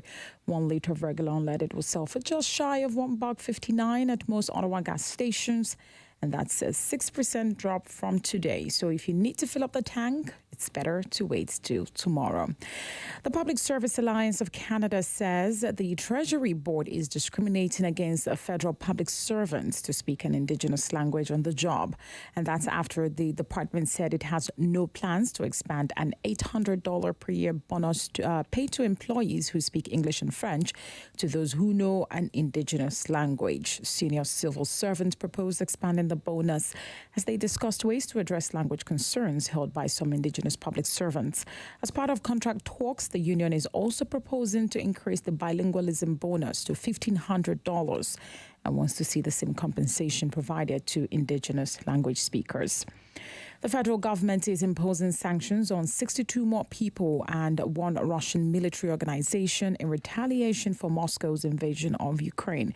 Prime Minister Justin Trudeau says the government is also creating a special team that will work to counter Russian disinformation and propaganda. He announced a new measures during a special meeting this morning involving leaders from dozens of countries supporting Ukraine. City News time is 10:31. I am Damilola Unime. For news anytime, follow up online at ottawa.citynews.ca. It's time to talk back On the Rob Snow Show. Have your say and call now. 613-750-1310. Lots of news stories in the mix. First talk back hour for me since, I guess Thursday, week before last. I was in Prince Edward Island for Old Home Week. Had a great time. Went to the fair. Took in the races. Went to the beach. Went to the theater. Didn't see Anne of Green Gables. Saw Telltale Harbor, which is a musical starring Alan Doyle of Great Big Sea. It's very good. Telltale Harbor it's a made-up name about this kind of outport community in Newfoundland. It could be anywhere. It could be in any Atlantic Canadian province. It could be on the West Coast, I suppose. The issue is they have a fish plant, and it's been slated for closure, but they can save it and have it converted into a frozen French fry plant if the village has a doctor. So they have to kind of come up with this grand scheme to lure a doctor to Telltale Harbor.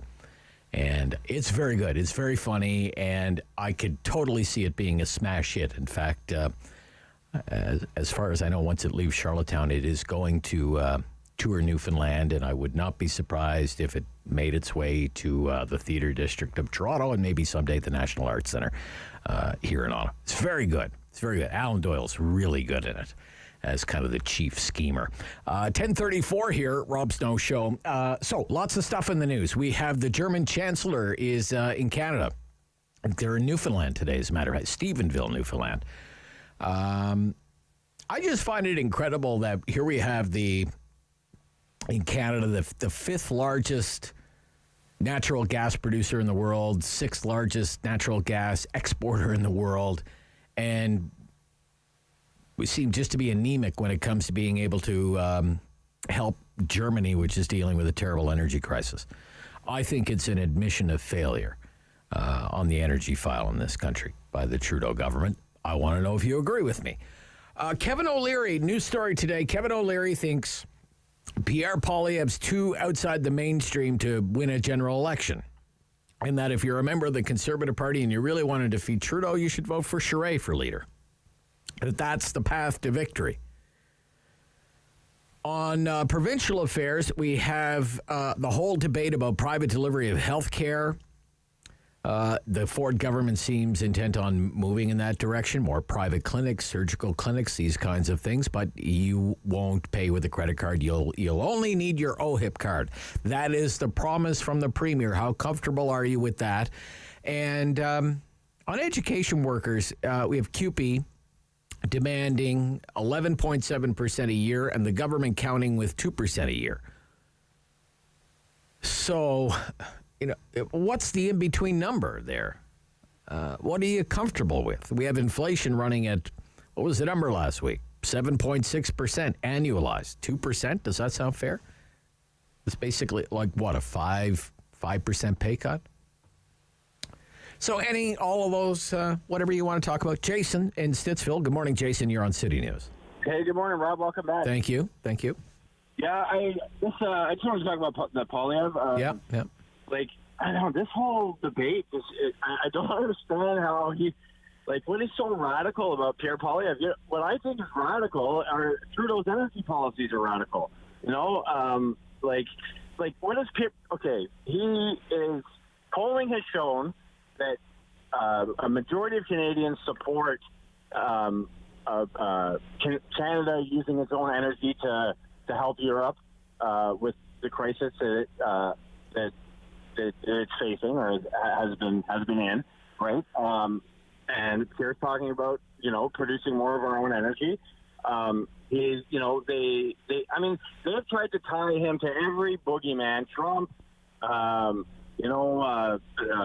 Replacement theory, all of this stories in the media. And despite all of that, polling showing that Conservatives are some of them have showed them ahead of the Liberals, over the last month or two. I don't see where this comes from, that he's just this radical right-wing, far-right candidate. It's just not true. He's talking about inflation. He's talking about energy. He's talking about the economy. He's pro-immigration. I just don't. They're trying to make this boogeyman. Okay. I think. I don't know. It's just my opinion. Hidden agenda. It's like the hidden agenda is back with her. And, soldiers in the streets. Okay. All right, Jason. Gotcha. Thank you. Yeah. Thank you. Man. I thought his breakfast video was very good. Can we listen to a little bit more of that? Okay. Give me a little bit. Pierre sits down for an imaginary breakfast with Justin Trudeau. Go ahead. Oh, Justin, you're awake. You made it. Have a seat. Have a coffee. You need some. Wakey time. Thanks very much for taking my invitation to have a little breakfast. Time. I know you're just back from your vacation in Costa Rica. And there's a few things you might not have noticed while you were gone, starting with the price of coffee. It's up 14% in 1 year. Not just coffee, Justin. Bacon is up 8%. Milk to put in your coffee, it's up 7%. Those dairy farmers. Bread's up 15%, and the butter on the bread, also the dairy farmers. 17%, Justin. Eggs up 16%. Supply managed eggs are supply managed. The average Canadian can't even dream of going on a vacation right now to Costa Rica. They're just dreaming about, affording food. In fact, there's a poll out. I think he's good, but I don't know. In the Toronto Star this morning, Kevin O'Leary, remember, he made his own bid for the leadership, didn't go very well. But nevertheless, O'Leary is encouraging members of the party to vote for Jean Charest and not to vote for Poilievre. Quote, why? O'Leary writes, why? He represents, speaking of Charest represents the middle and the majority. He will get votes from Liberals who are tired of Trudeau's lack of executional skills, and Charest can win over 50 seats in Quebec that could deliver Conservatives a majority mandate. Also in the Star, O'Leary also used his email Monday to take some pointed swipes at the presumed frontrunner in the contest, Pierre Poilievre. He said Poilievre is too polarizing and divisive to win a general election, and that his aggressive social media profile is designed solely to get likes. Well, that one has 600,000 views. That breakfast thing doesn't mean everybody likes it, or even that all the views are from people in Canada, but whatever, 600,000 views. Poilievre can't take any of his words back, and his radical positions are part of his brand. This makes it impossible for him to win a majority federal mandate, O'Leary wrote. He did it to himself.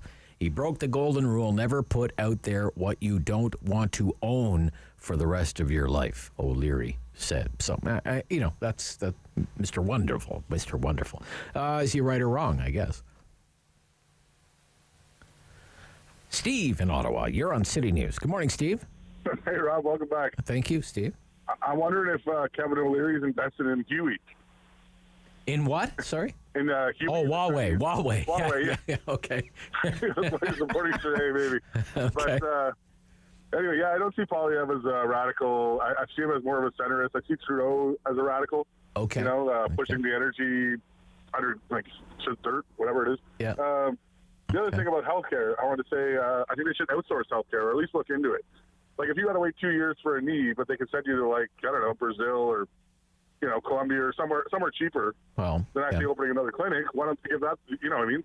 Well, instead of saying, having to go to the Ottawa hospital to have a knee, what if you and I were arthroscopic surgeons, Steve, and we had, Steve and Rob's knee replacement? And we get, maybe the Ottawa hospital can only do 5 knees a day. Well, we can do 25 because we don't work 9 to 5. We work 24/7, Right. Right. Also, there's specializations in different countries. Like, I know India is really big on heart surgery and, I just to clear up suppose. some of the things. I mean, maybe give people an option, Yeah. Hey, you can wait 2 years for a knee or you can... Look, this is, Saskatchewan did something very similar under Brad Wall when he was the premier of Saskatchewan. Saskatchewan used to have the longest wait times for surgeries in Canada. They did a policy like this. They went from having the longest wait times to the shortest, Steve. Right. I'm just saying for cost. It might cost more to hire private doctors. Well, it's, the government is going to pay. The government is going to pay. The big concern is, am I going to have to pay? Am I going to have to, whip out my visa to pay for my new knee? Right. That would get a cool reception in this country. If I was still paying with my OHIP card, then a lot of people will give it a pass. Anyway, it's just an idea. Yeah, okay, Steve, thank you. Yeah, I don't think we need to be flying people to the Dominican Republic or Cuba for their surgery. Michelle, Ottawa South. Michelle. Hello. Hello. Nice to have you back. Oh, nice to be back. Nice to be missed. Listen, thank you, Michelle. You were missed, and you're welcome. So don't hang up on me. I won't. Yes. First caller. Yeah. Your first caller, anybody that would joke about an accident where 2 people were killed, I don't care who that guy votes for. Okay. Now, Kevin O'Leary, I'm holding literature in my hand from his campaign, his leadership campaign when he came here to Ottawa. Oh, really? And, and Kevin O'Leary is the only candidate who can defeat Trudeau in 2019 right here. And also, Mr. Wonderful was chairman of O'Shares Exchange Traded Funds. Never heard of them. Anyway, Kevin has got a lot of things here, but who beat him out there? Maxine, and then, I was at Andrew Scheer. So Kevin O'Leary, to me, is more of a sideshow. He's interesting and fun to watch, but I would not want him Right, but to it's be a my theme. leader. It's a theme. It's not like Kevin O'Leary is the only person that thinks that. Right? Well, and it's funny, too, because a lot of these same voices that are attacking Pierre Poilievre are the same people that attack Doug Ford. Oh, he's not a leader. He's a joke. He can't do it. Nobody will vote for him. Nobody will like him. And while it's transforming before their eyes, these memberships sold, money's raised, views on social media, like it or not, Pierre Poilievre is a very excellent teacher. He can grab the issues and he can boil it down so that regular people can understand it. So, I hear people joking about his attempts yesterday, like the Clint Eastwood in the chair on the stage. I would hardly compare them. I mean, there's Pierre sitting down having breakfast in a Canadian diner, and what a lot of people do, and they can see with their own eyes how bad it is and what's happening to their pocketbook and fear of what the future will hold for them. And I think he's really touched on something that people are very, very concerned about. And are we going into a recession, and are we going to be suffering, and how can we support small business if they can't stay afloat, and all of these things that really were foretold long ago as soon as Trudeau stepped in. People like myself were saying, watch what he's going to do to the economy. Look at what his father did. Remember how hated his father was. And at the end, yeah. They're all hated at the end, though. Well, but there's something about that everybody steps up and says, geez, what a great guy, even if it's not true, because it's the right thing to do when somebody passes. But the reality of the situation is we've watched our pretty boy Prime Minister skip around the world and tell everybody that we're all back, and now everybody hates us. We're in a worse shape than we've ever been, and somehow Pierre Poilievre is the enemy. Conservatives continue to turn on each other. Look at what he's doing. Stop threatening what the future holds. Why don't you get behind him? It was Conservatives who brought down Andrew Scheer. It was Peter MacKay and that albatross remark. And I'll tell you, if I was Andrew Scheer's wife, I would have spent my summer to find an evening bag that would have held a dead, stinky albatross. And when he greeted me in the lineup after I would have slapped her right in the face with that old dead albatross. So there you go, right. Rob. I don't know. Okay. All right. Thank you, Michelle. Thank you. Thank you. Yeah. Okay. She is keeping score. Rose in Canada. Rose. Hi, Rob. Thanks for taking my call. Yep, you're welcome. You want to talk about Poilievre as well? Pierre Poilievre. Yeah. And I don't think he's too radical. I mean, I've been following him for 5 years probably now. Okay. And he's on top of things. He questions things that I question, like the blacked out documents, all these kind of things. They're making it seem like he's sleeping with the truckers or that he's like some evil person. And it seems like he's just trying to do good for Canada and its citizens. Right. I mean, he's intelligent. He's worked so hard at getting, 300,000 memberships on his own, which is triple of what the Liberals did. Yeah. And, I'm just waiting for my membership so I can he's run a very successful leadership campaign. It's, you get no debate from me on that. I just want my ballot to come in already so I can vote for him. Oh, you haven't even received your ballot yet? Not yet, and I emailed them, and they said they were going to send me another one, and it still didn't come in the mail. So. Wow. I'm surprised to hear that. I know people who have mailed theirs already. Yeah, me too. Wow. Everybody I know got theirs and mailed it in. Wow. I'm still waiting for mine. Okay, Rose. Thank you. Okay, thanks. Yeah. Bye. Okay. All right. We have to stop here. 10:47. Be right back with more of your comments on some of the big news stories. This is the Rob Snow Show on City News.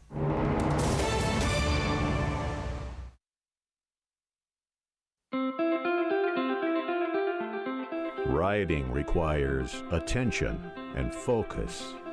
No distractions, no moment of unawareness, because one brief moment can cost a lifetime of other moments.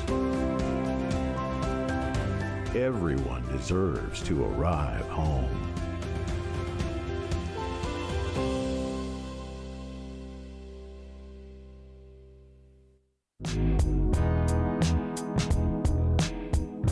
The Maritime provinces are home to some of the oldest settlements in Canadian history.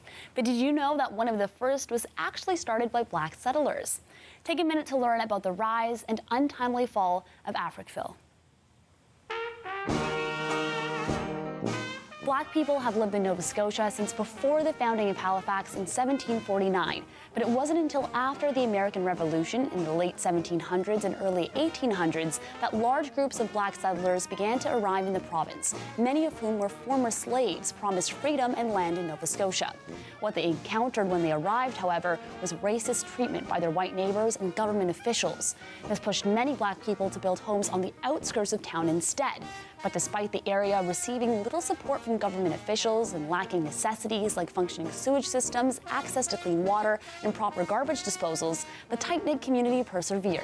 And so Africville was born. For more than 150 years, the small community grew, expanding from just a few homes to a population of over 400 people. Everything changed, however, in 1964 when plans for a new bridge and the idea of urban renewal prompted the municipality to set its sights on Africville's land.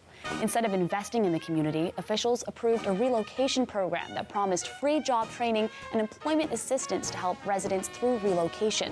But the reality wasn't so kind.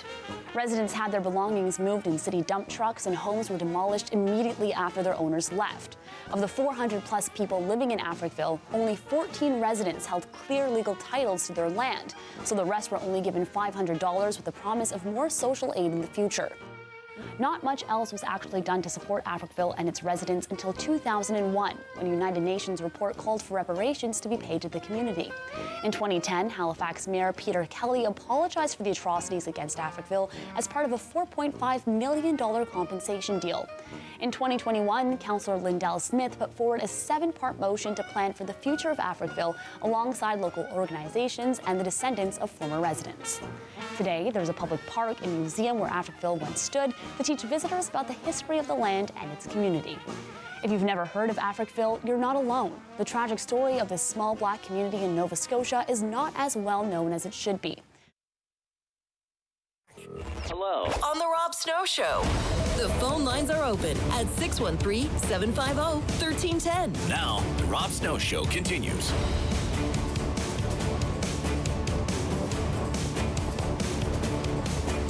Carlos in Ottawa, you're on City News. Good morning, Carlos. Good morning, Rob, and Hi, Carlos. welcome back. Thank you.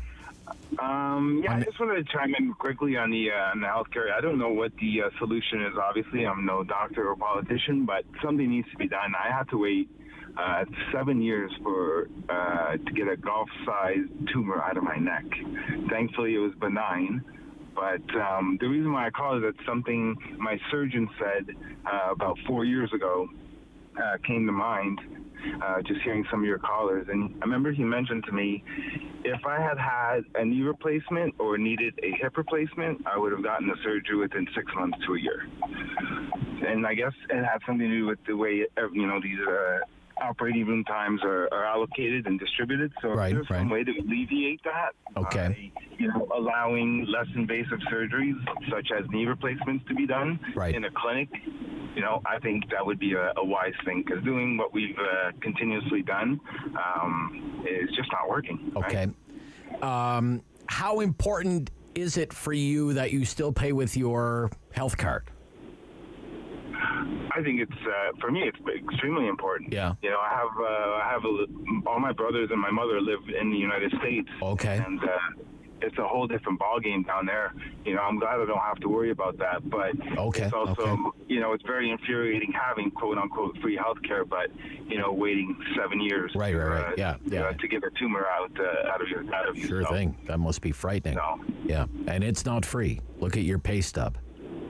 Right. Exactly, my man. And I have no problems with that. But, Yeah. We got to tweak the system somehow, because thankfully, I wasn't debilitated by it. I was in quite a bit of pain, but I'm sure there's many other people out there that are still waiting. And I got lucky because someone actually canceled, so I would still be waiting. Wow. Someone canceled, and the people in front of me weren't ready to go in 2 days, and I thankfully had the ability to do that. So I'm glad you're well and still with us, Carlos. Thank you for your call, sir. Great to hear from you. I appreciate it. Thank you. Bye-bye. In Orleans, Bill, you're on City News. Bill. Hi there. How you doing, Rob? I'm good, Bill. Back. Thank you. Listen, I'd like to just start with about the Poilievre situation, and I take offense right out of the gate with the idea that he's too radical. Yeah. That's like the old question: when did you stop beating your wife? Okay. He's not radical. He's not radical. The country's slid so far left that the center seems like a hard right now. It's right. Okay. You know what I consider radical, and what the left consider radical? What you just talked about, a common sense idea of a private delivery of public public service for public health care. Yeah. Well run, well managed. Hey, that's seen as a completely radical, dangerous idea. I frame it that way because that's how Kevin O'Leary is putting it in this letter Honestly, to Rob, it's whatever. not just Kevin O'Leary. Yeah. It's everybody. The left-wing media have been pushing this narrative from the get-go that he's some sort of wild radical. Oh, Q. One of the guy mentioned Q and all of this nonsense. What? Come on, Rob. Okay. You know he's not a radical. He's a centrist, as most conservatives have become these days. Nobody's looking to take away anybody's rights of their sexual orientation or any of that. They use that that's the old card. They just keep bringing it out, the anti-abortion thing. That's all they have. Okay. All right, Bill. I got you. Thank you. All right. Yep. Bye-bye. A few lines available. I have 4 minutes. Armand. Morning. Hi, Armand. Yes. Yeah. You wanna chime in on this Kevin O'Leary comment on Poilievre as well, right? Yeah. Well, as far as I'm concerned, they should just leave him alone. Worry about today, not about yesterday. Okay. He hasn't got into the position of running the country yet, so leave the guy alone. Give him a goddamn chance. Well, I guess what O'Leary's saying is if you vote for him for conservative leader, he'll never run the country because he is too harsh, I guess, too divisive to win a majority government, to win a general election. They're all cowards. They don't want to take a chance because they're so used to being, oh, you don't do this in Canada. I'm sorry, you can't. Hey, come on. Smarten up now. This is a different century now. Okay, that's interesting. All right, Armand, thank you. So still ahead, look, on our program. Michael Taube is a columnist with Troy Media, with Loonie Politics. He's been syndicated in all kinds of U.S. newspapers. You read him in the National Post. Used to write speeches for Stephen Harper. So we're going to talk about these comments from Kevin O'Leary. And I should say, it's not just Kevin O'Leary. You also have, there's another story out there about Preston Manning, the founder of the Reform Party. CBC News reporting this morning. Kind of a letter that Preston Manning was writing where he pretended to be a liberal staffer who's writing pretended to be a liberal staffer who's pretending to write a speech for the Prime Minister to pretend to deliver in the House of Commons, to welcome Poilievre back to the House of Commons after he wins the leadership race. And as you can imagine, the goal would be for the Liberals to use Poilievre's own words against him, or to use the words of fellow Conservatives against Poilievre, since Poilievre's fellow Conservatives are the people who would know him best. And it goes on to mention, Ed Fast, a Conservative member of Parliament, who called Poilievre's economic policies highly questionable. The stuff that Poilievre said about crypto. Preston Manning rightly predicts, I think, you can kind of see it from a mile away, that the Liberals are going to use that kind of stuff against Poilievre, that they probably have the attack ads queued up and ready to go, including the times that he expressed support for the Freedom Convoy. You think of the video where he's on the overpass in the middle of winter when they're rolling into Ottawa. So it's not just Kevin O'Leary who's saying, you have to keep in mind what's coming down the line if Poilievre wins. These are the kinds of conservatives that these are the kinds of attacks that the Liberals will launch against the new Conservative leader. And that's not Kevin O'Leary. That's one of the, the leading figures, elder statesmen, if you will, of the Canadian Conservative movement, Preston Manning, saying that. So get into that with Michael Taube, syndicated columnist, right after the news on the Rob Snow Show on City News.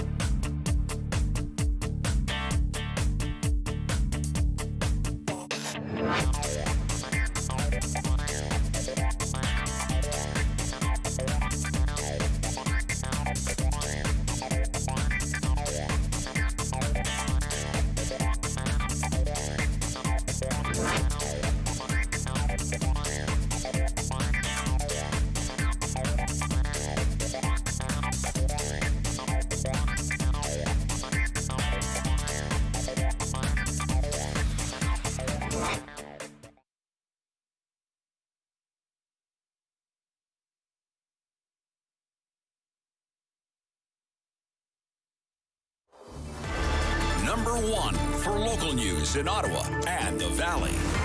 This is City News, now on 101.1 FM and 1310 AM. It's Tuesday, August 23rd. Good morning, I am Damilola Unime. Right now in Ottawa and in Smiths Falls, it is cloudy and 20 degrees. And here's what's making news in Ottawa and the Valley. Prime Minister Justin Trudeau and the German Chancellor Olaf Scholz held a press conference this morning in Toronto. And some important trade agreements have been signed. City News reporter Irene Precklitz joins us with more. The agreements give Volkswagen and Mercedes-Benz secure access to Canadian raw materials for batteries and electric vehicles. The German Chancellor saying Germany and Canada have strong ties. Scholz also says we are experiencing a perfect storm with several global crises. You all know what I'm talking about. Russia's war of aggression against Ukraine, the ensuing energy crisis, global food shortages, inflation. Prime Minister Justin Trudeau saying Russia's weaponizing of energy makes green energy even more important. The two leaders will be off to Stephenville, Newfoundland today to sign a green energy deal. Irene Precklitz, City News. The weather forecast for Ottawa and the Valley here is City News meteorologist Jill Taylor. Heads up for rain at times that could be heavy. The high 22 degrees will feel like 29, 16 for the low. Tomorrow, sun and cloud near 29. For today, the high 22. City News time is 11:02. There's a lot of drugs on the streets of Ottawa, and recently many of them seem to be laced, leading to an increase in overdoses. And these aren't just opioids, but stimulants and cannabis. CEO of Inner City Health, Wendy Muckle, tells City News there is not enough being done around prevention. There's not enough being done around, helping people learn how to stay safer as they navigate this increasingly treacherous illicit drug market. And, I feel sometimes like our system, is still sniffing daisies and in a reality that's not the gritty reality that we see on the streets of Ottawa. She says it's time to get serious about the drug issue and do some things that aren't politically palatable. Muckle says we are currently in the midst of the most deadly summer ever in Ottawa when it comes to overdoses. Meanwhile, preliminary data shows about 8 people per day died from opioids in the province in the second year of the pandemic, and that's up slightly from 2020, which saw a huge spike in deaths. But the data also shows the death rates dropped by 10% in the first quarter of this year compared to the same time last year. A vast majority of small business owners in Canada are still dealing with pandemic-related stress. But as City News business editor Chris McCusker tells us, the Canadian Federation of Independent Business is hoping to help with that. The CFIB is launching Workplace Wellness, a new online initiative that provides business owners with resources and tools to support wellness in their business. Now, the hub, created with Nexum Canada, includes access to articles and webinars, along with templates to create a disconnecting from work policy and respectful workplace guidelines. A recent study from the CFIB shows 78% of small business owners are still dealing with pandemic stress. Owners have also been focused on finding and keeping staff, with 3 in 10 increasing the availability of mental health resources for their employees since the start of the pandemic. At the City News Business Center, I'm Chris McCusker. I am Damilola Unime. For news anytime, follow up online at ottawa.citynews.ca. Firm. Fair. Fun. The Rob Snow Show returns on Rogers TV and City News, 101.1 FM and 1310 AM. He's my friend on the right side of things. Syndicated columnist, former speechwriter for Prime Minister Harper, Michael Taube, back on the Rob Snow Show with Rob Snow this week here on City News. Good morning, Michael Taube. It's Rob Snow. I'm doing well. How are you? Yeah, no, it's great. It's great. It's great to hear from you. Great to be back into the thick of it, covering the news and getting your views. And this morning, your views. I want to spend some time. I want to talk about this latest video from Pierre Poilievre. Okay. Breakfast with Trudeau. Let's listen to a little bit for the listeners who have not heard some of this already, but let's play a little bit, please. Thank you. Oh, Justin, you're awake. You made it. Have a seat. Have a coffee. You need some. Wakey time. Thanks very much for taking my invitation to have a little breakfast. I know you're just back from your vacation in Costa Rica. And there's a few things you might not have noticed while you were gone, starting with the price of coffee. It's up 14% in 1 year. Not just coffee, Justin.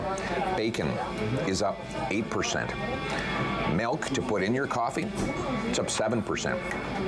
Bread's up 15%. And the butter on the bread, that's up 17%, Justin. Eggs, up 16%. So the average Canadian can't even dream of going on a vacation right now to Costa Rica. They're just dreaming about, well, affording food. In fact, there's a poll out, Justin, you might find interesting. About a quarter of Canadians are now borrowing money just for essentials like eating. Okay. Justin, and it goes on. It's about 6.5 minutes. Can't play it all, obviously. But 600,000 views on Twitter. Doesn't mean everybody's liked it on Twitter, but my gosh, certainly racking up the views. What do you think makes that video effective?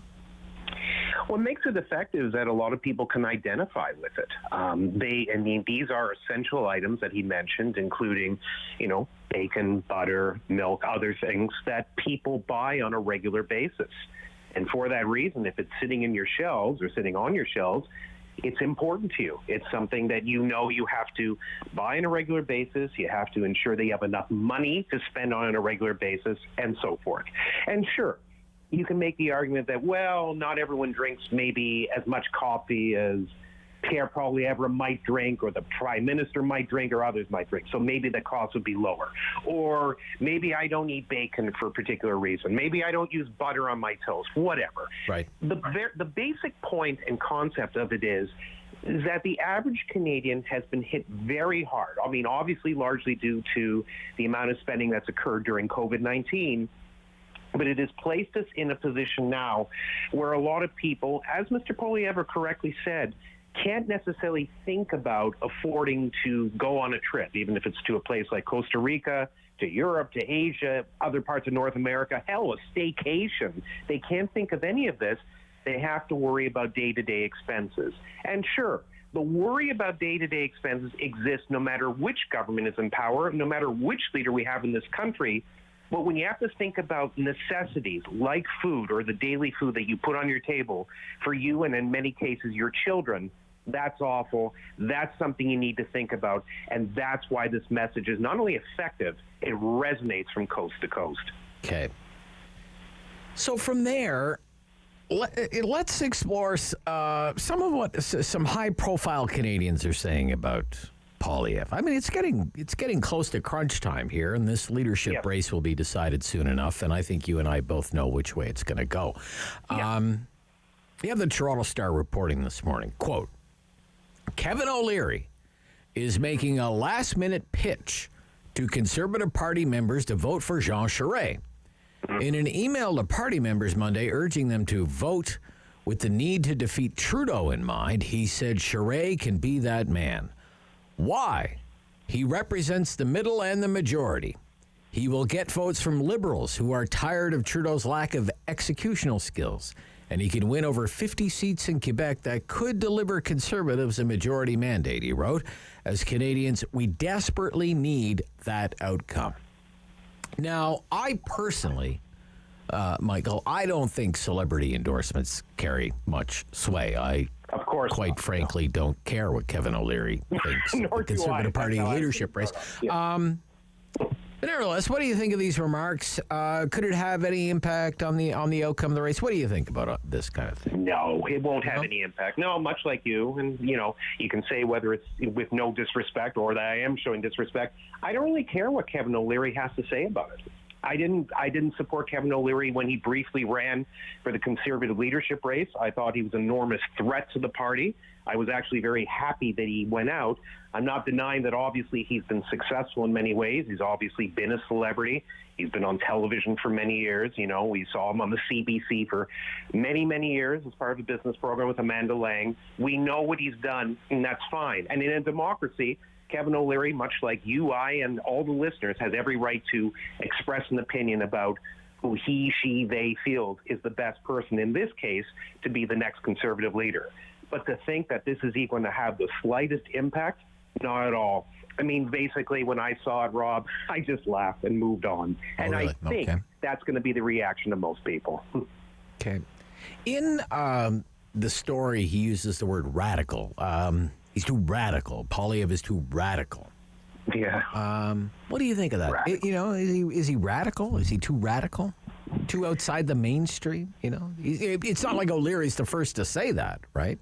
Well, he's not the first to say it, but if you remember, Rob, and this wasn't too many years ago, O'Leary's campaign was regarded as radical. So, I mean, if that's calling the kettle black, my goodness.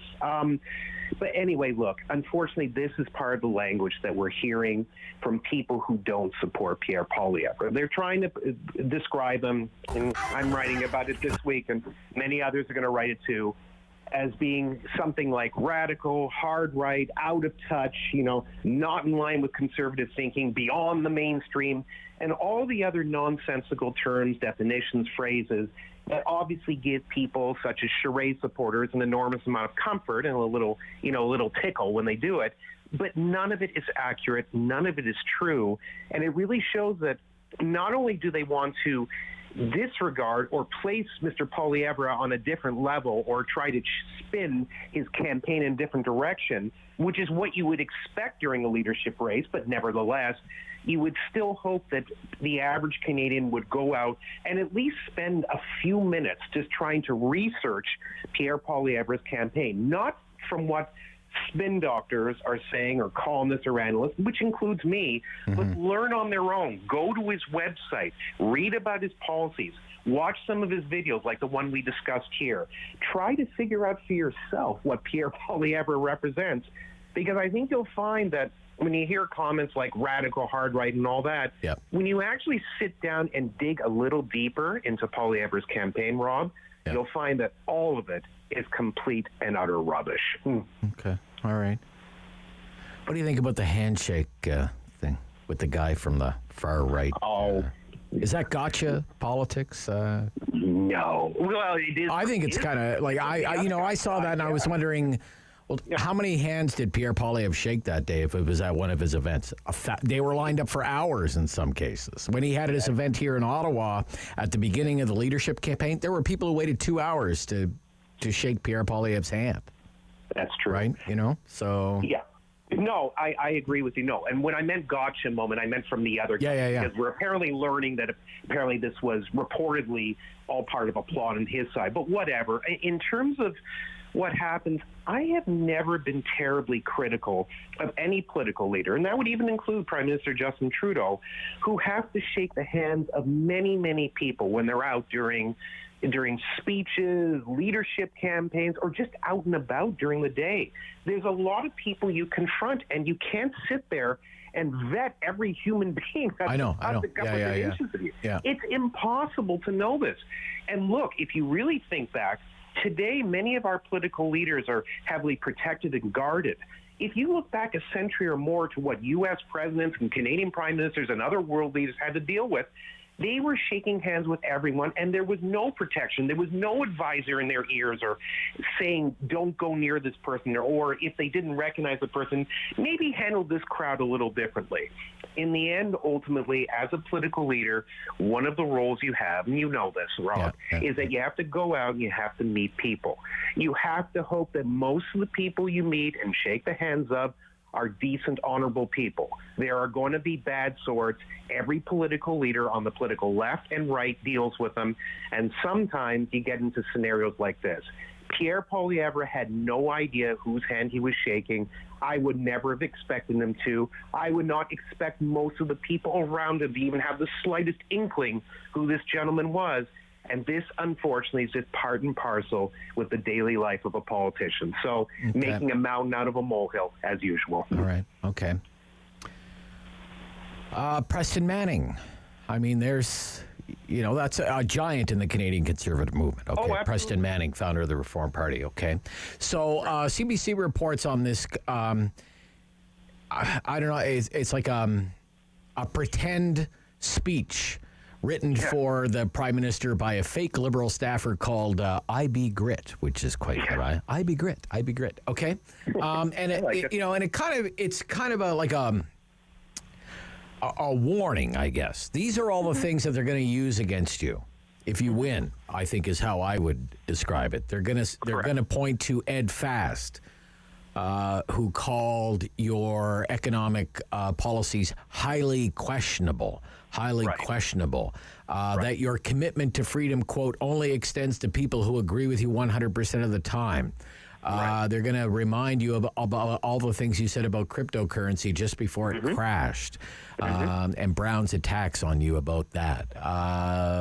Your statements about mandatory vaccination policies, your support for the Freedom Convoy. They're going to use all of that against you. What do you think of it's basically a warning about future Liberal attacks from Preston Manning. Your thoughts on that, please? Preston Manning is not incorrect. Of course, there will be attacks like that. They will also go back in Pierre Poilievre's history, and they'll look at certain controversial remarks he did make, which he has since apologized for.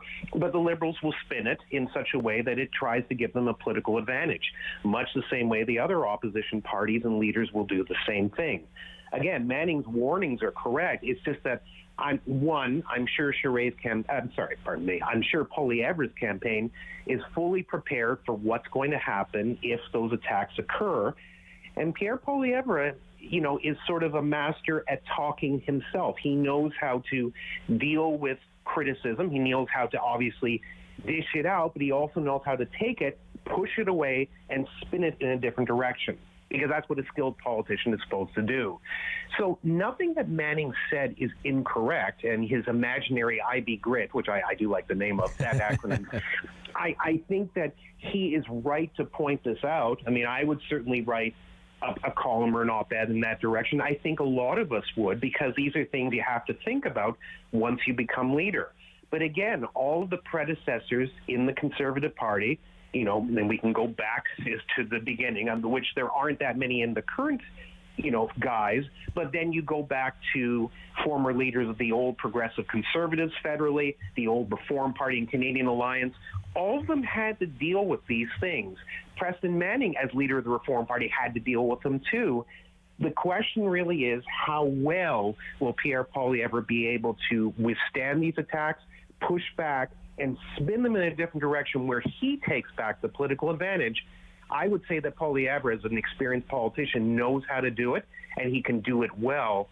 And I think he's ready, he's prepared for it, and he knows that when he becomes a Conservative leader on September 10th, or that's what he's certainly hoping for, and what most of us are expecting will happen that day, he's ready for it, and he knows what's coming, and he's going to launch back. And that's the right way to handle it.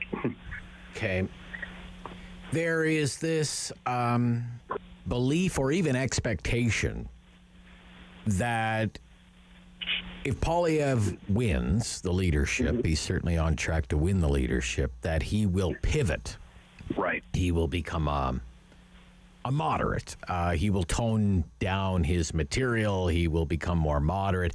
I don't think he will, quite frankly. I don't think he's built that way. As someone who's followed his career for 20 years, 18 years, I guess. And I don't necessarily think he should.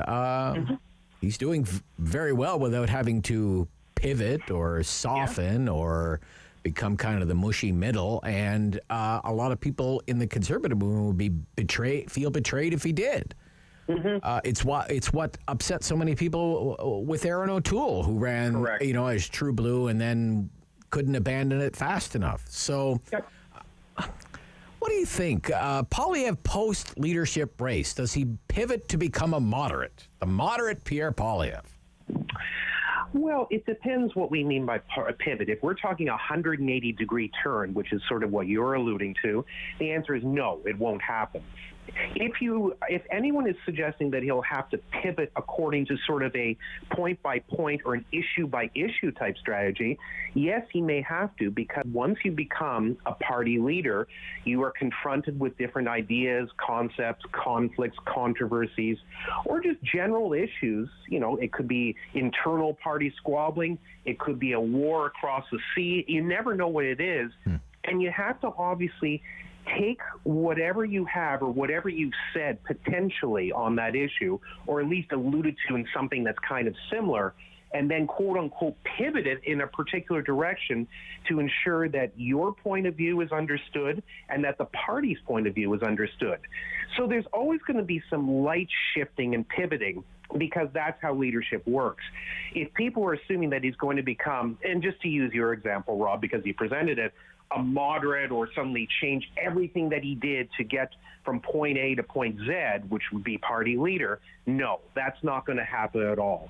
But light things dealing with certain national and international issues, or even possibly some local issues right within his own riding, there's always going to be a light bit of pivoting. Pierre Poilievre, like any politician before him and any politician who will ever follow him, is always going to have to pivot a little bit. But in terms of his presentation, his ideas, his understanding, his intelligent discourse, etc., no. The major component of it, whatever you see with Pierre Poilievre right now, is the same Pierre Poilievre you're going to get when he becomes leader, and hopefully one day when he becomes prime minister. Okay. 11:21, Michael Taube is with us, syndicated columnist, former speechwriter for Prime Minister Harper. And in our conversations in the past, you have spoken highly of Danielle Smith, UPC leadership candidate in Alberta. The Alberta Sovereignty Act. She was writing about that in the National Post this week. Allow me to quote here. For too long, Alberta has been passively allowing the federal government to intrude into areas granted to us under the Constitution.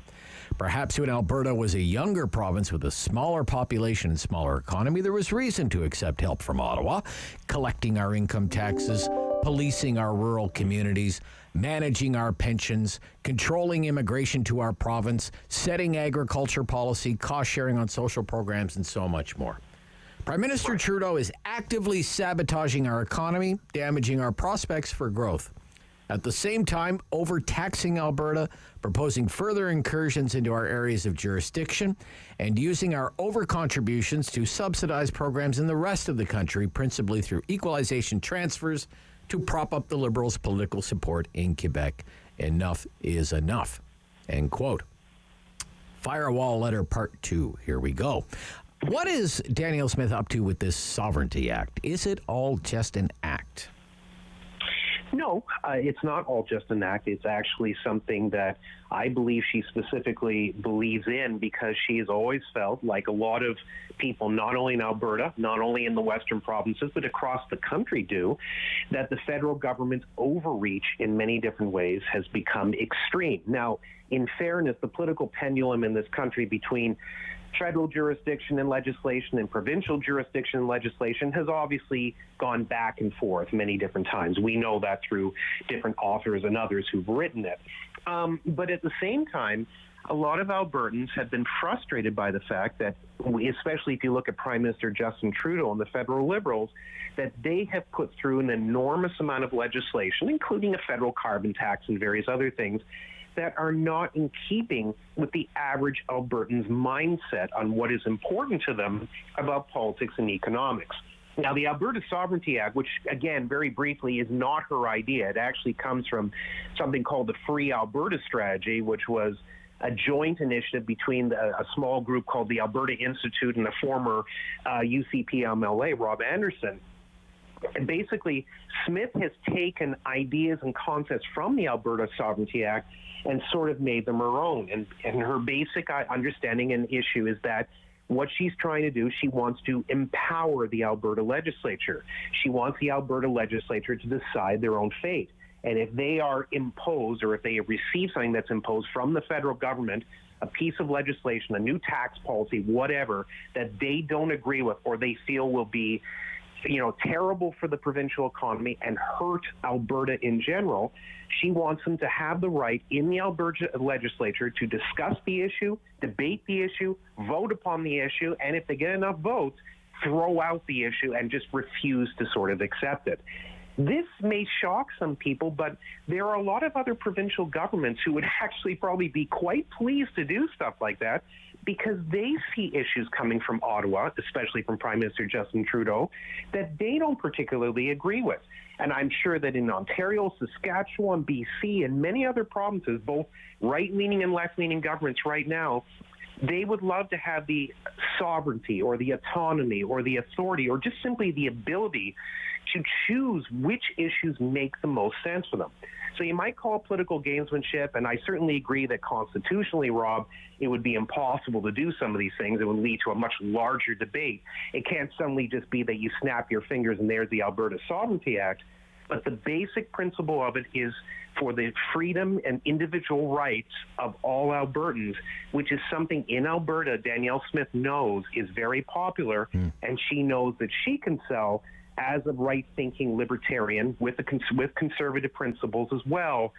So what she's basically doing is saying that we as Alberta need to have more freedom over our day-to-day events. And if we disagree with something that the federal government puts down, why should we necessarily go in hat and cap and accept it, or just simply put out our hands and say, yes, whatever you wish, masters of Ottawa?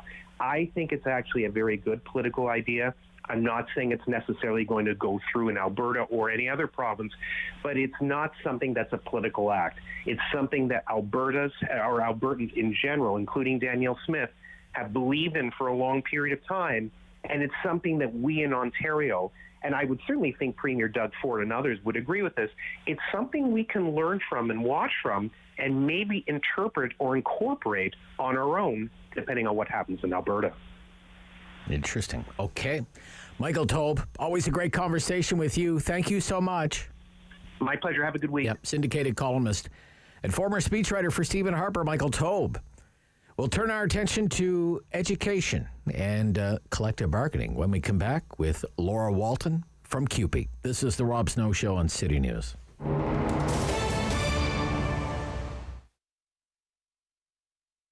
It's so important, and I know I do come on, I talk about this a lot, but, you know, every 60 seconds somebody in Canada needs blood, and so it's important to keep reinstilling the message of donating and continuing to get new blood donors to come into our system to support.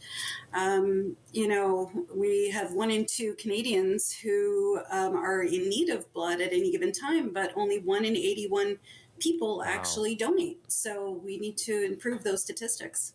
Yeah, and you know, helping to improve those statistics, you guys are always coming up with new campaigns, and you've got a new campaign now. Tell me about the campaign. Absolutely. Yeah, no, I'm happy to. You know, it's kind of about Canadians. We sacrifice everything for people we know and for people we don't. Canadians show up for other Canadians, and we do this out of the goodness of our heart. And right now, especially right now, through the pandemic and, you know, the winter months and the snowstorms, we've had a lot of canceled appointments. We've had, you know, a decline in the number of people who are able to show up for their appointments. And right now, what we really need is for everybody who's eligible to hear the call to show up for patients. So patients in Canada need blood. We want you to show up. We want you to say we're here for you. And with currently only 4% of Canadians who donate blood, we want more people to show up and improve those numbers and really make sure that the hospital patients are comfortable and that they know that blood will always be there for them when and where they need it. Yeah, and Jan, you mentioned the pandemic, right? And you know, that probably, you know, as you said, had it's one of the biggest reasons why people perhaps have stopped. But you do have health and safety protocols, and we want to encourage people and let them know that those health and safety protocols remain in place. Let's talk a little bit about those. Absolutely. Well, first of all, our workforce, our volunteers, everybody who works within the blood donor clinic is fully vaccinated.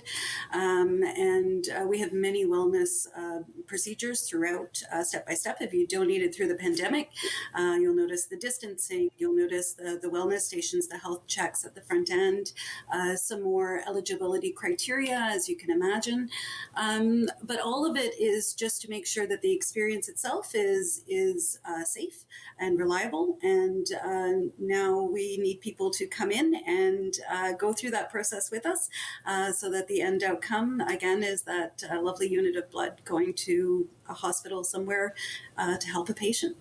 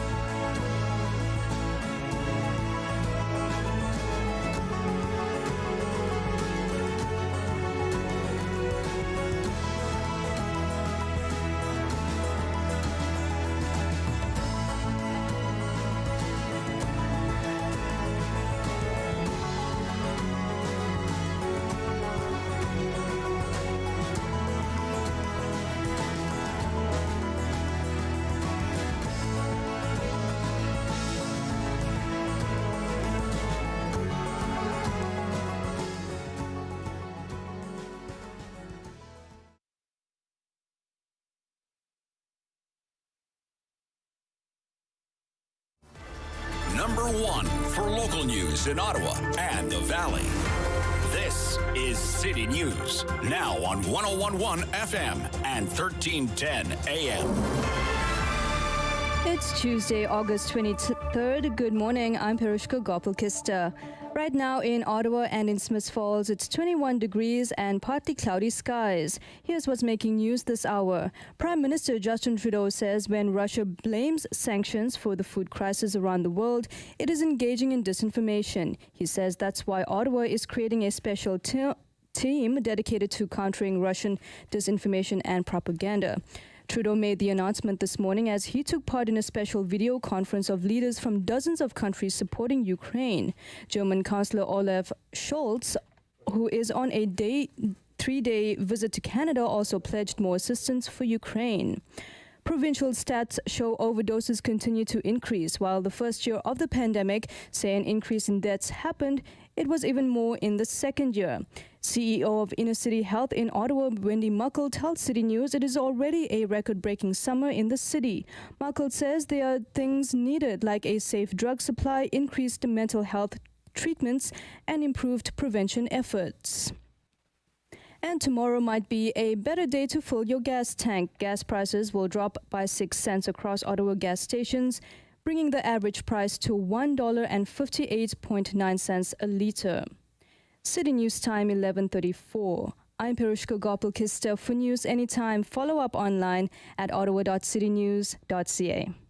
He's a pillar of community opinion. The Rob Snow Show returns on Rogers TV and City News. 101.1 FM and 1310 AM.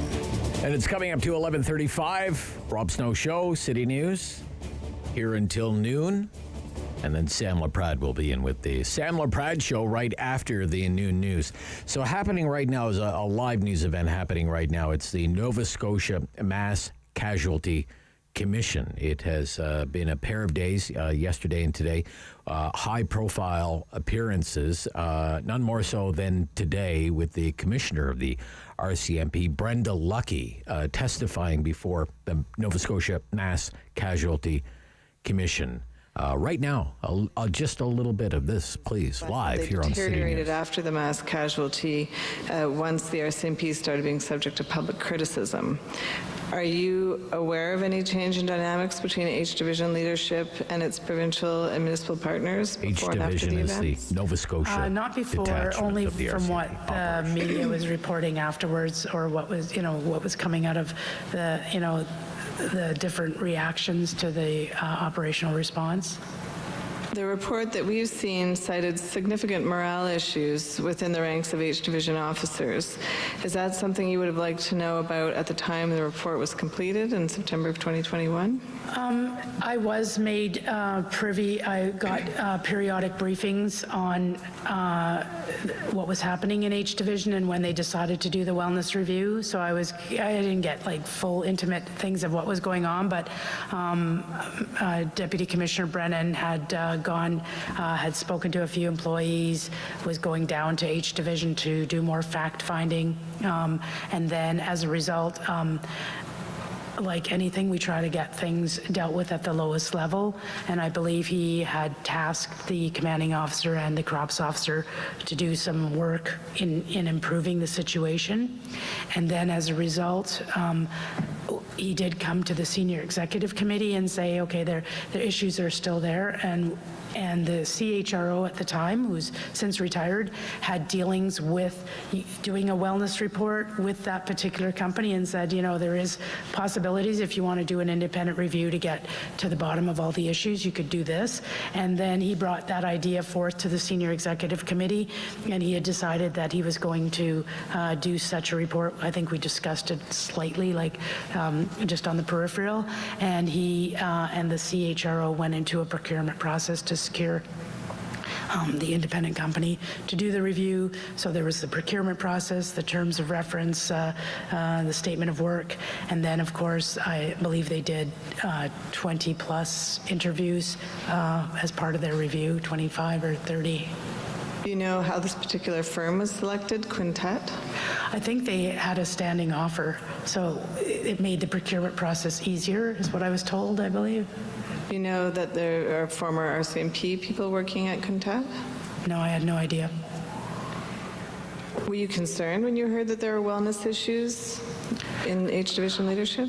Oh, I'm always concerned. I wasn't surprised completely, because I think what that division went through post this mass casualty, and hearing criticism about your people or your division or your organization within the province is not easy to take. And of course, giving people a confidential voice to allow themselves to speak freely about any of the issues. I think a lot of things come out as a result of it, and not undermining anything that was said. We just have to go through that, scrub it down, and figure out what the issues are, what the root causes are, if you want to be solution-based. So it's all about, even though somebody might have said something that they believed, I'm not saying it's not true, it's just, is it an issue that needs to be dealt with? Again, or is Brenda Lucki is the RCMP commissioner testifying here before the Mass Casualty Commission, which is the public inquiry into the April 2020 mass shooting, the murders of 22 people in Portapique, Nova Scotia. One of two high-profile witnesses appearing before this inquiry, the other one being Lee Bergerman, the former assistant commissioner, recently retired from her role as the commanding officer of the Nova Scotia RCMP, which she held at the time of the shooting when Gabriel Wortman murdered 22 people. Again, and lots of questions. Of course, the political angle is the story that Brenda Lucki, on a conference call with H Division, the Nova Scotia RCMP H Division, scolded the Nova Scotia RCMP officers for refusing to release details about the firearms used, and the allegation being that she was under political pressure from Bill Blair, from the Prime Minister's office, to get that information released publicly. And so people will want to know about that angle of the story, and as well, just the general response from the RCMP, the fact that this was a 2-day event. If you're familiar with some of the critics of the police response, it's been described as an epic failure of policing, for example, by Paul Palango in his book, 22 Murders. It wasn't one event, but actually 2 separate events. The April 18th shootings and then shootings that lasted into the next day. And how could this possibly happen over a 2-day period? Why weren't roadblocks set up? Many, many questions about the police response from the RCMP. So following that with great interest and following up tomorrow as well on that story. 11:40 now, 11:40 here on the Rob Snow Show on City News. Well, in collective bargaining agreements and when two sides are not close to getting a deal done, they say the two sides remain far apart. And so it would appear with CUPE, the education workers with CUPE, their union, and the Ontario government, the education minister. And for more on this, we're joined by Laura Walton, the CUPE Council of School Board Unions. Good morning. Good morning. How are you today? I'm good. Nice to hear from you. Thanks for hanging on there. Appreciate it. No worries at all. So, remind us again, you have 55,000 members working in the education system at CUPE, right? Yes, that's correct. What do they do? So they are custodial, caretaker, maintenance, trades, EA, ECE, clerical, payroll, IT, communication disorder assistant, psychometrist, psychologist, essentially anyone who is working in the schools or in our work sites who is not a teacher or, a superintendent, management sort of thing, chances are they're represented by us. Okay. We spoke with you originally when your union's position on wage increases was made public. And you said at the time, confirmed at the time, that CUPE is seeking annual wage increases of 11.7%. So the government has now countered 2% being offered by the government for lower paid education workers and then below $40,000 a year, 1.25% for everyone else over 4 years. What is your reaction to that, say, counteroffer? So the reaction to it is that it's really disrespectful. So first of all, a couple of pieces that I want to talk about. We haven't offered a percentage increase. What we are looking for is a flat rate increase. And that's because we recognize that percentage increase actually furthered the disparity between low wage earners and higher wage earners. Okay. And so we are seeking a flat rate for every single employee for, per hour per year of the collective agreement. What Stephen Lecce's offer does is actually give them pocket change at a time where people are struggling to put food on the table, at a time where people are struggling to put gas in their cars, and at a time where people are struggling to keep a roof over their head. And, these are the lowest paid workers. His claim is, well, if I have to give it to you, then I have to give it to everyone. And that is simply not true. As a matter of fact, we know that years and years of percentage increases have actually led to us being the lowest paid in the province because our percentage doesn't equate to the percentage of everybody else. Okay. Mr. Lecce says your union is on a path to strike and was on a path to strike even before it saw the government's first contract offer, and that your union is making unreasonable demands. What's your reaction to that? So I always find that humorous because on July 25th is when Stephen Lecce got up and talked about his new plan to get schools back and then was talking about strikes. We didn't put our proposal across the table until August 2nd. So when we talk about, talking about strikes before proposals were passed, that's actually what Stephen was doing at the very, very beginning of this. But further to that, we're not on the path to strike. What we are is on the path to ensure that services are in place.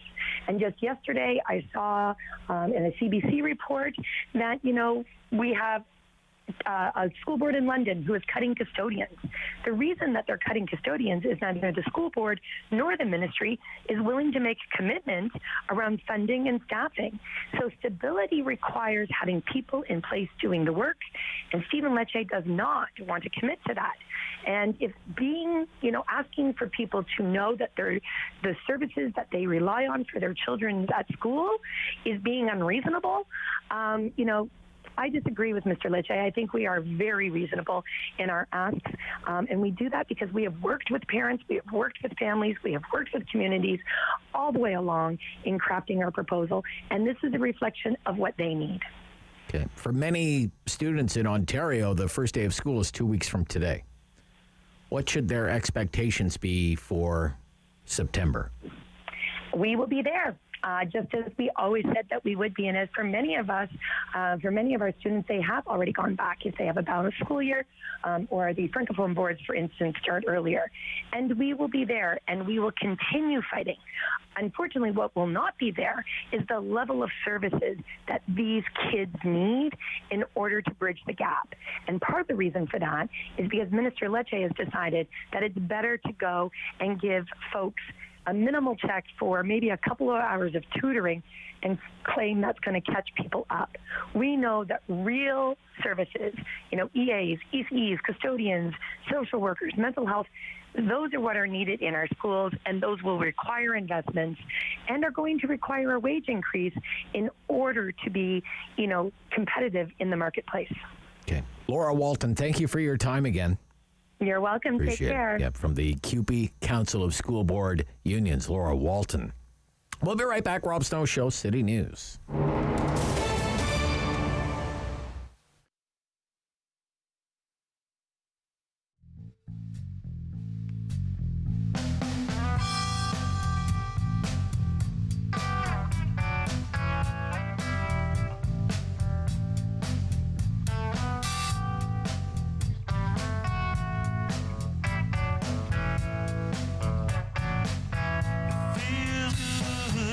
Sometimes it's crazy, but it's true.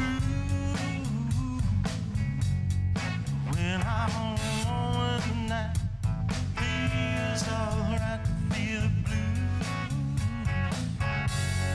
When I'm empty inside, hurting so bad, don't think that I'll make it through.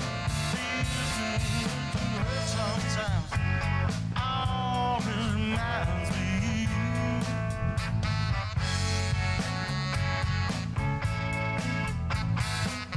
Shouldn't think about the past so much. I got to let it go. I know, but then I think about your love and touch.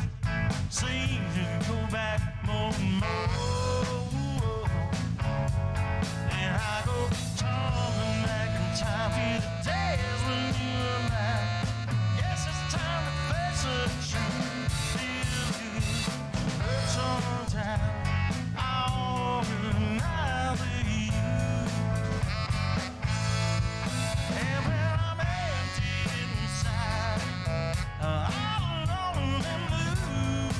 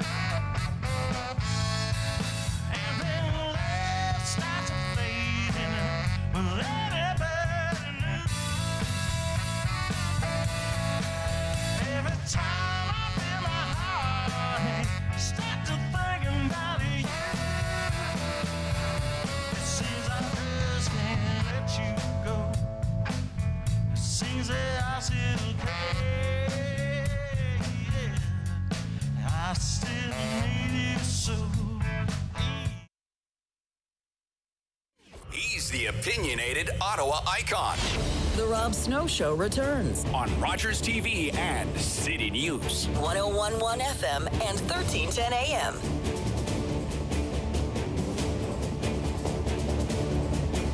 Let's listen again to Mr. Trudeau. Mr. Trudeau during his news conference yesterday with the German Chancellor, Olaf Scholz. Mr. Trudeau was asked about exporting LNG, the possibility of exporting LNG to Germany. And this is what Mr. Trudeau's answer sounded like. So we are in a situation in the short term where we will do what we can to contribute to the global supply of energy by increasing our capacities in the short term and explore ways to see if it makes sense to export LNG, and if there's a business case for it, to export LNG directly to Europe. And that's something that economic conversations are going on between businesses in Canada and in Germany. Okay, so that was a little bit of it. And today, the Prime Minister and the German Chancellor are going to visit Western Newfoundland. They'll be in Stephenville, Newfoundland, Labrador, and they're going to sign a green energy deal. In Stephenville, a local company has plans to build a zero-emission plant that it says will use wind energy to produce hydrogen and ammonia for export. So there are many moving parts to this visit, not the least of which is the war in Ukraine, what that has done to the energy security of Germany. And let's talk a little bit to the executive director of Clean Prosperity. Michael Bernstein is back with us on the Rob Snow Show. Good morning. Hi, Rob. It's great to hear from you again. Canada is the 5th largest producer of natural gas and the 6th largest exporter of natural gas. We know that there are great issues in Germany right now because it was so reliant on Russia for natural gas. What are the challenges in getting, say, LNG from Canada to Germany? Well, the biggest challenge is we have to get it from Alberta across Canada over to the East Coast so that we can actually ship it affordably. And that is a challenge both economically, as Mr. Trudeau was saying, but also politically. Because as you know, building pipelines that cross across the country, and particularly that go through Quebec, have met with strong resistance from local populations and simply haven't been built. Right. So it's infrastructure. Right? Yep. Yeah. That's right. Okay. Yeah. Pipelines, terminals, upgrades to port facilities, all of these are needed. Right. That's correct. I think most of that could be solved if you could get the stuff through pipelines to the East Coast. But yes, you're right. Okay. So, hydrogen. We're hearing a lot about hydrogen. We used to hear a lot of green hydrogen. It was called green hydrogen. I guess we're talking about the same thing, right? Renewable hydrogen, green hydrogen, or hydrogen as an energy source. Yeah, explain how this works. I'm not a scientist. I don't know how this stuff works. But, kind of in the simplest ways possible that you can, Michael. Tell us about this. Hydrogen. Sure. Well, hydrogen is an element. It's the first one on the periodic table. And the reason people are talking about it so much is we need alternatives to using fossil fuels like natural gas or oil or coal for that matter. And really, we have two choices. We can use electricity, hopefully clean electricity, or we can use hydrogen as a replacement fuel. And the reality is we're going to need both. So hydrogen, what we can do with it is it typically comes in a gaseous form, and we can burn it to produce energy, to create heat. We can also use it to store energy. And so there's a lot of interest in that fuel as a replacement for natural gas, since Europe, as you say, is looking for more energy. And hydrogen is one that can be produced with renewable power, wind and solar, though it can also be produced from natural gas. And I think the reality is we're going to need both sources if we're actually going to expand hydrogen to meet the demand that is expected across the world. Okay. Is it emissions free?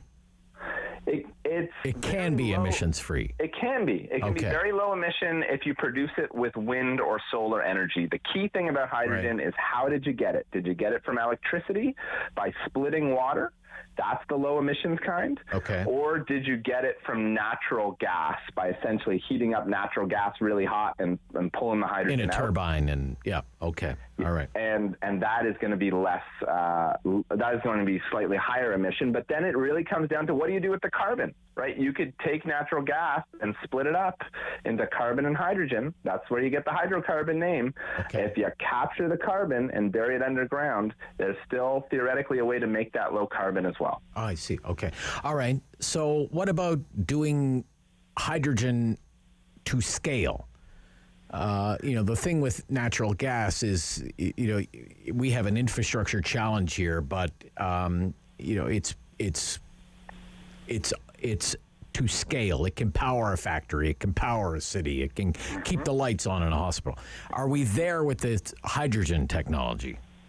Well, we're there with the technology in terms of we know how to do it. What we're not there with is all of the infrastructure, again, that we need to build to produce it, to move it around, and to store it as well.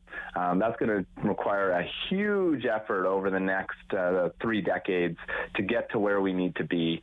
But Canada can be a real important player in that because we've got a lot of the natural resources that can contribute to that effort. Really interesting. All right. Thank you, Michael Bernstein. Always great to hear from you. Yep, Executive Director, Clean Prosperity. Sam LaPrade coming up next with the Sam LaPrade Show. Back tomorrow, right after the 9 o'clock news here on City News. The Rob Snow Show, brought to you by Myers Automotive Group. Enjoy the luxury of a single home with none of the hassle. Lapine Apartments offers premium comfort in their buildings across Ottawa and the region. But